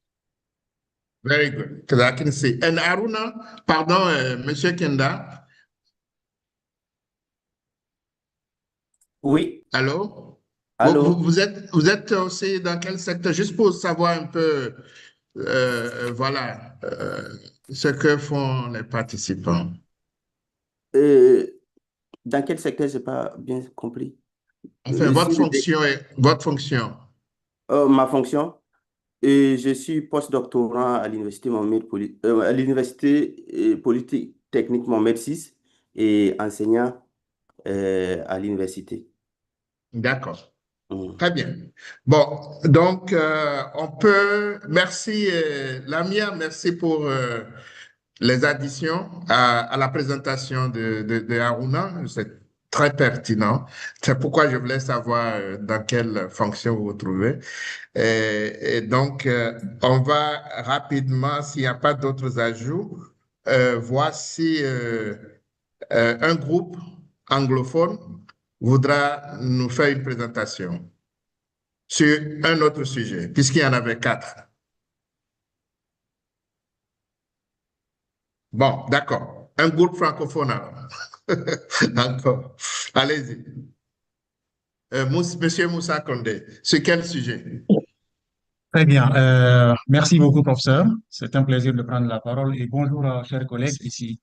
Je voudrais parler, parce que j'ai intégré le groupe basé sur la modification de la référence. Très rapidement, malheureusement, on n'a pas pu faire un échange d'expérience sur le sujet. Il n'y avait pas assez de membres. Mais je vais quand même intervenir par rapport à ma propre expérience dans le domaine. Je suis Dr Moussa Nkondé depuis la République de Guinée, qu'on a créée. Je suis expert senior en gestion de programme au niveau de la présidence. Alors, très rapidement, la modification de la référence à la base a un impact très, très significatif sur l'économie, que ce soit la microéconomie et la macroéconomie. Très rapidement, je ne vais pas m'étaler sur la microéconomie parce que ça, c'est le bas de l'échelle. Mais je vais aller sur la macroéconomie parce que c'est ce qui est en confrontation ou en concurrence avec le niveau international, régional et international. Alors, sur cet aspect, il y a un problème que cela pose. Le défi réel, c'est que si la base, la référence est modifiée, tout pays trouve un point de référence. Par exemple, la Guinée peut prendre comme le Sénégal. Le Sénégal a avancé, ou la Côte d'Ivoire a avancé dans un domaine tel, agriculture, que ce soit qu'on appelle n'importe quel domaine. La référence, c'est elle. Si la référence là est modifiée à la base, s'il vous plaît, s'il vous plaît, si la référence à la base est modifiée, qu'est-ce qui ça peut arriver? Il y a une dispersion de repères. une dispersion de repères. Et finalement, les instruments juridiques à la base qui sont développés, qui rassurent, n'est-ce pas, les investisseurs, qui rassurent qu'on appelle le développement à la base, va permettre d'installer une certaine insécurité à travers les partenaires ou les bailleurs de fonds qui ont l'intention ou qui ont déjà manifesté l'intention d'investir dans un pays. On est d'accord si un pays est déstabilisé au niveau politique, sous l'influence, parce qu'il n'a pas pu stabiliser la référence économique, ça veut dire que les bailleurs n'auront pas cette assurance de venir dans un pays, investir leur montant, et s'il n'y a pas d'investissement dans un pays, mettons-nous d'accord que c'est l'effondrement de l'économie qui va s'engager et à une vitesse infernale. Alors, l'expérience par rapport à la Guinée à un moment donné, vous savez, on a connu des transitions. On a connu des transitions. Et la dernière transition nous a amené à un certain niveau qui a, c'est-à-dire, en quittant un régime normal, jusqu'à normal, on rentre dans une transition. Suite là, les références économiques à la base ont été modifiées. Et qu'est-ce qui s'est passé? Il y a eu une rétraction au niveau international parce que les bailleurs ne se sentaient plus en sécurité. Les instruments juridiques qui étaient là dans un état où, qu'on appelle, toutes les institutions étaient normales, tout fonctionnait à la base. Et du moment où il n'y avait pas de sécurité, les bailleurs ont dit, bon, d'accord, nous n'allons pas mener nous n'allons pas investir. Et ceux qui avaient investi avaient commencé à réclamer déjà leur part parce qu'ils n'avaient aucune certitude à quoi ça va ressembler la finalité.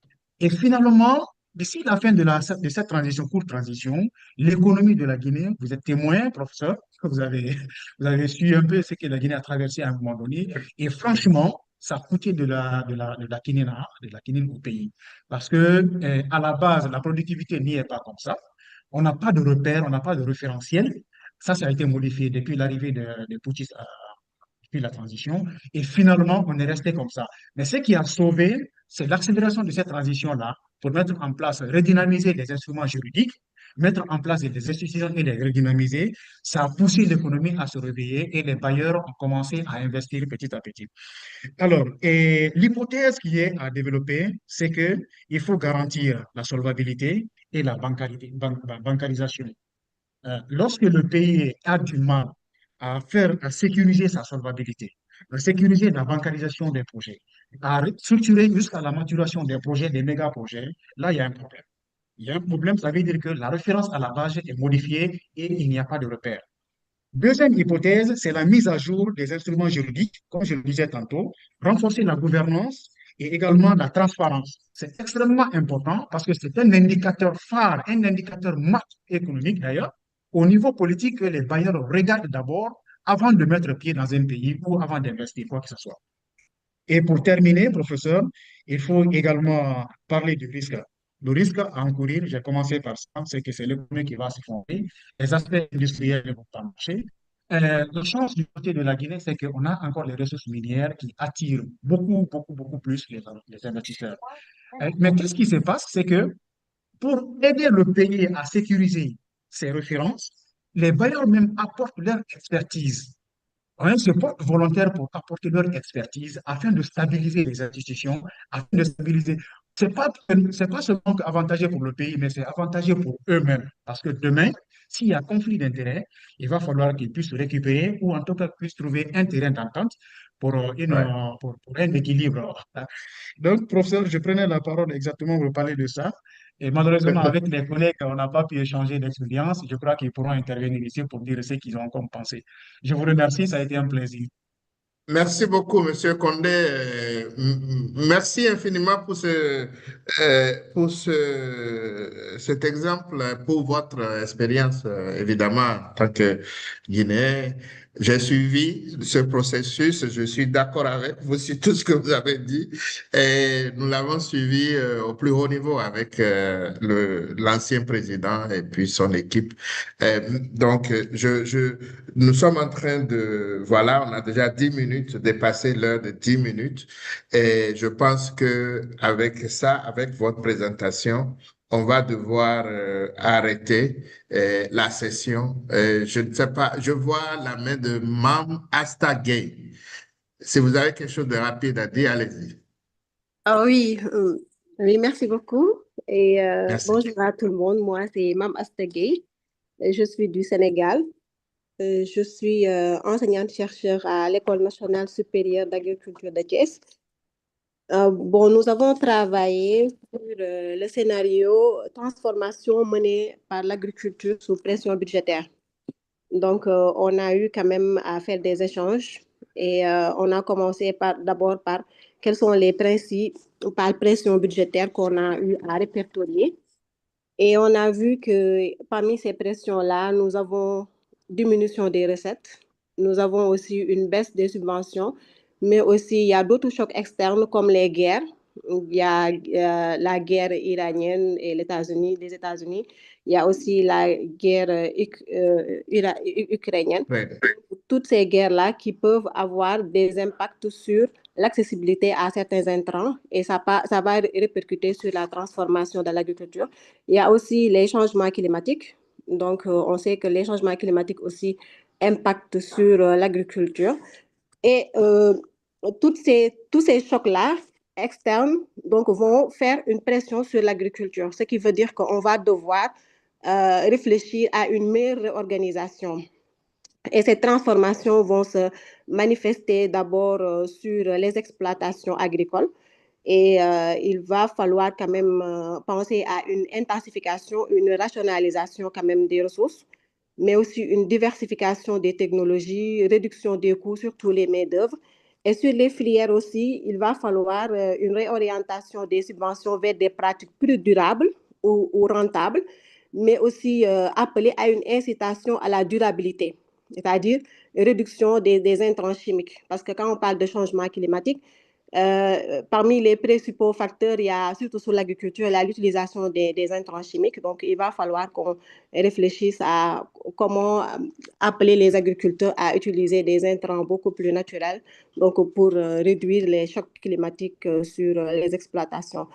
Donc, et aussi, il y a ce qu'on appelle une concentration des exploitations, puisqu'il y a des petites exploitations. Donc, est-ce que au lieu de les laisser disperser, donc on les concentre donc pour avoir une exploitation beaucoup plus grande. Donc, de façon ramassée, je pense que le temps est déjà... Donc, nous n'avons pas assez de temps. Donc, merci beaucoup. C'est ce que je voulais apporter par rapport à cette thématique. Merci beaucoup. Merci beaucoup, Madame Gay. Effectivement, je veux d'abord remercier l'équipe de l'IDEP pour cet accompagnement à travers tout au long du cours. Et je suis très heureux cette année d'avoir eu la contribution, le travail soigné, l'accompagnement du professeur Gali. Merci beaucoup, professeur. Et je suis, disons, honoré vraiment d'avoir fait votre connaissance et d'avoir eu cette chance vraiment de collaborer avec vous et de travailler avec vous. Et je reviendrai à NP. C'est chez moi là-bas. Donc, voilà. Et pour, évidemment, les collègues aussi dans l'interprétation, je vous remercie pour votre patience, pour votre professionnalisme et votre accompagnement et tous les participants, vraiment merci beaucoup. J'aurais aimé qu'il y ait eu plus de temps pour qu'on puisse vraiment faire des échanges, des partages d'expériences parce que vous êtes des personnes ressources vous-même avec des expériences très poussées dans ces domaines-là. Et vraiment, c'est ça que j'aurais voulu pouvoir vous écouter encore plus. Malheureusement, on est contraint par le facteur temps et à cause de ça, je vais devoir retourner la parole à Monsieur Aimé pour, voilà, pour continuer la séance. Merci, clôturer la séance. Merci, Aimé, à toi la parole. Merci beaucoup, professeur. Vous faites bien en me remettant la parole, de dire que je vais continuer, parce que justement, on ne peut pas mettre un thème justement une session aussi riche. Voilà, on ne peut pas se quitter comme ça, voilà, en disant qu'on va clôturer tout. Non, non, vraiment, je me joins à vous, d'abord en vous remerciant honnêtement pour votre disponibilité à animer une fois de plus, malgré votre agenda chargé, cette session. Vraiment, la première édition a été un succès. Je crois que avec cette édition, nous sommes sur au moins, nous sommes au moins sur le même niveau, voire un peu plus haut, parce que voilà, avec ces séances pratiques, je crois qu'on a apporté une touche d'innovation justement à ce qu'on a pu faire l'année passée. Je dis également merci à professeur Chérine, justement, pour son professionnalisme et justement sa disponibilité. À chaque fois que je lui ai écrit, elle a répondu pratiquement immédiatement.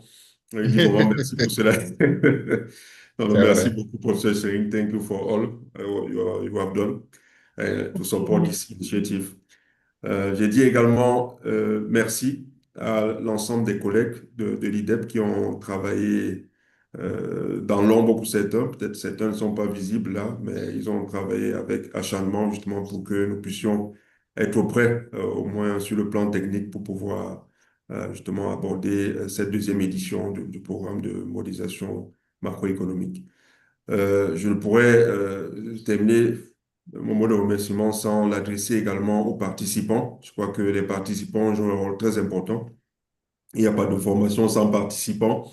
Et au vu des échanges qu'il y a eu lors de la première session et durant cette session, on peut voir justement que cette interaction est très importante et a permis justement d'avoir des contributions très riches et, voilà, qui ont permis justement de soulever, de montrer l'expertise justement des uns et des autres au niveau des États membres respectifs.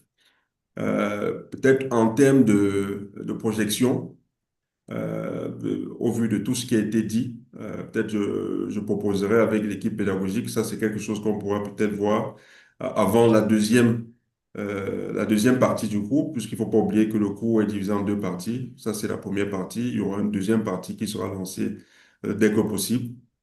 Nous sommes en train de discuter. Donc ce que je proposerai peut-être, c'est une communauté de pratique, une communauté de pratique qui sera une sorte de plateforme, justement, on pourra continuer à échanger à tous les acteurs, tous ceux qui sont intéressés, pourront justement manifester leur intérêt à rejoindre cette communauté-là, afin de poursuivre les échanges sur les thématiques très pertinentes reliées à la modélisation macroéconomique.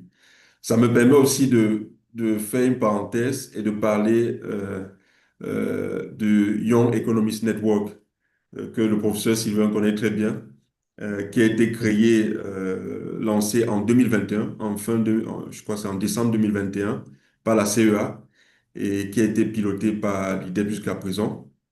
Donc, je vais voir avec les collègues. Peut-être on va partager un lien pour ceux qui seraient intéressés par l'adhésion à ce groupe-là.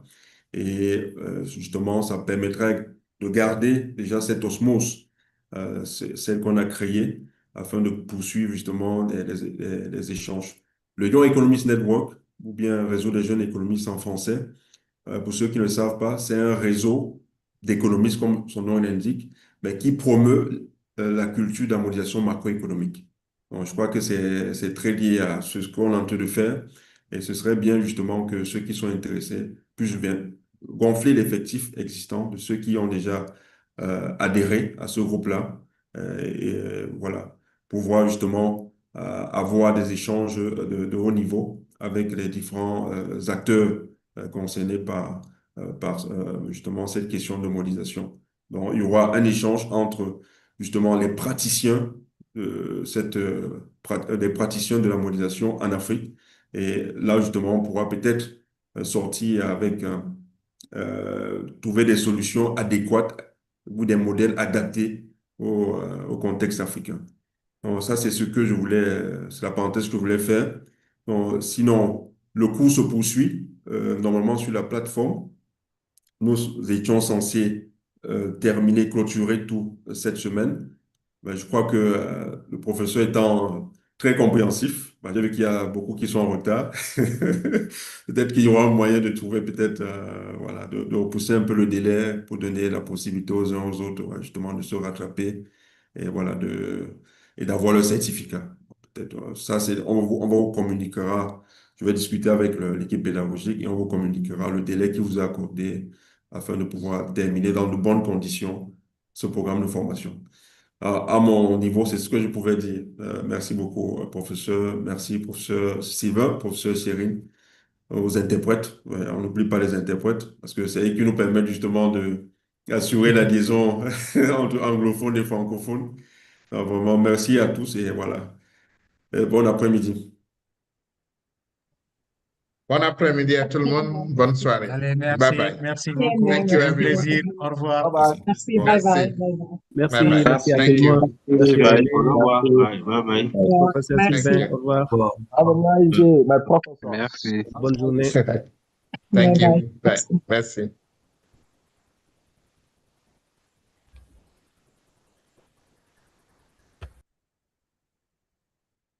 Bye bye. Bye Bye bye. The bye. translation was not Bye there. bye. We could Thanks a not lot. hear the English. Bye bye. What I didn't present. Bye Everybody have a bye. great Et merci bye. Aimé pour la bonne nouvelle Merci de nous aussi. donner Merci. encore un peu plus de temps pour finir la formation. Il Merci. n'y a pas de souci. Nous sommes là pour vous. Il n'y a pas de souci.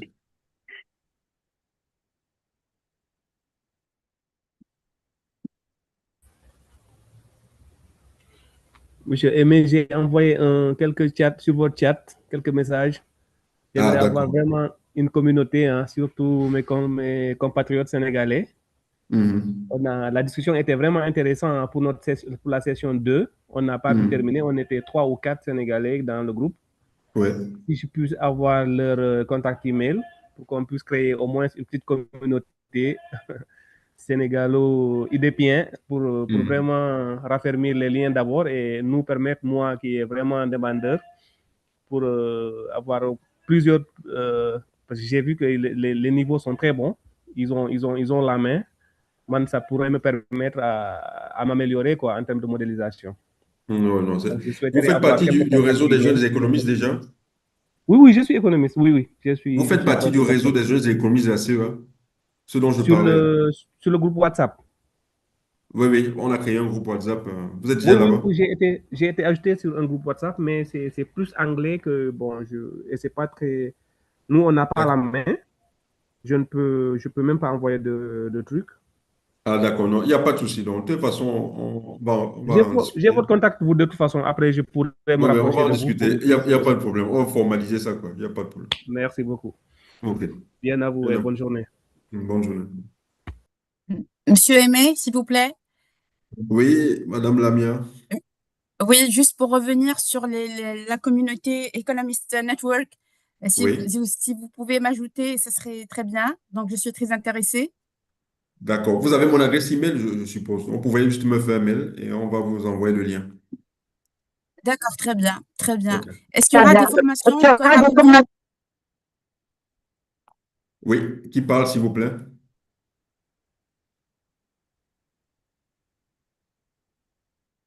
Allez, Hi, who is talking? Who is speaking now? J'ai pas eu l'occasion aussi de participer parce que le temps nous est compté. C'est Mohamed Fadjaï, doctorant en sciences économiques, donc à la recherche, 60 de recherche économique appliquée au CREA, à la phase de l'Université de Dakar. Donc, tantôt, j'ai entendu avec Abdoulaye Diallo. Donc, j'aimerais vraiment aussi échanger avec lui. Monsieur Moustapha Diagne, Désolé vraiment, aussi. pareillement, pareillement. Hein? Je suis demandeur. Vous Je suis demandeur aussi. D'accord. Ok. On aura plus de temps de mieux échanger, Inch'Allah. Inch'Allah. Non, je crois qu'on va partager avec l'ensemble des participants justement déjà un message pour ceux qui seraient intéressés par rejoindre une communauté de pratique, quoi. Et bon, ceux Voilà, qui vont voilà. donner leur accord, on pourra continuer avec eux. S'il vous plaît. S'il vous plaît. Ok, aussi, intégrer aussi Je le crois groupe. que ce sera la première étape. Ok, Inch'Allah. Ok, merci Ok, beaucoup. je vous en prie.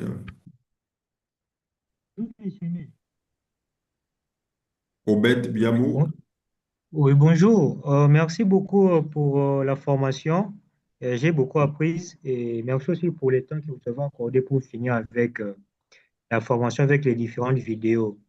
Vous nous avez parlé d'un groupe là de jeunes économistes. Et si vous pouvez mettre les liens pour nous permettre aussi d'adhérer et avec l'autre perspective de créer encore un autre groupe pour commencer à échanger, continuer à échanger avec tout le monde, ça sera encore mieux. Si vous pouvez mettre ces différents liens pour adhérer dans ces différents groupes. Ok, non, c'est bien noté. C'est ce dont on a discuté, effectivement. On va le faire, ne vous inquiétez pas. Merci beaucoup. Hmm.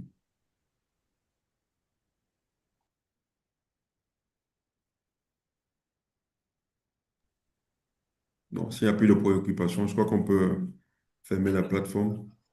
S'il vous plaît, monsieur, j'ai une question. Oui, allez-y. Oui, c'est pour savoir, pour avoir accès au certificat, il faut valider au moins 80% de chaque module ou bien c'est la moyenne de tous les modules? C'est la moyenne de tous les modules. Ah, d'accord, professeur. Parce qu'il y a d'autres où on n'a pas atteint les 80%, on se pose la question, si la moyenne totale atteint 80%, on peut avoir accès ou pas? Oui, c'est effectivement ça. Ah, merci beaucoup. Hmm. Ok.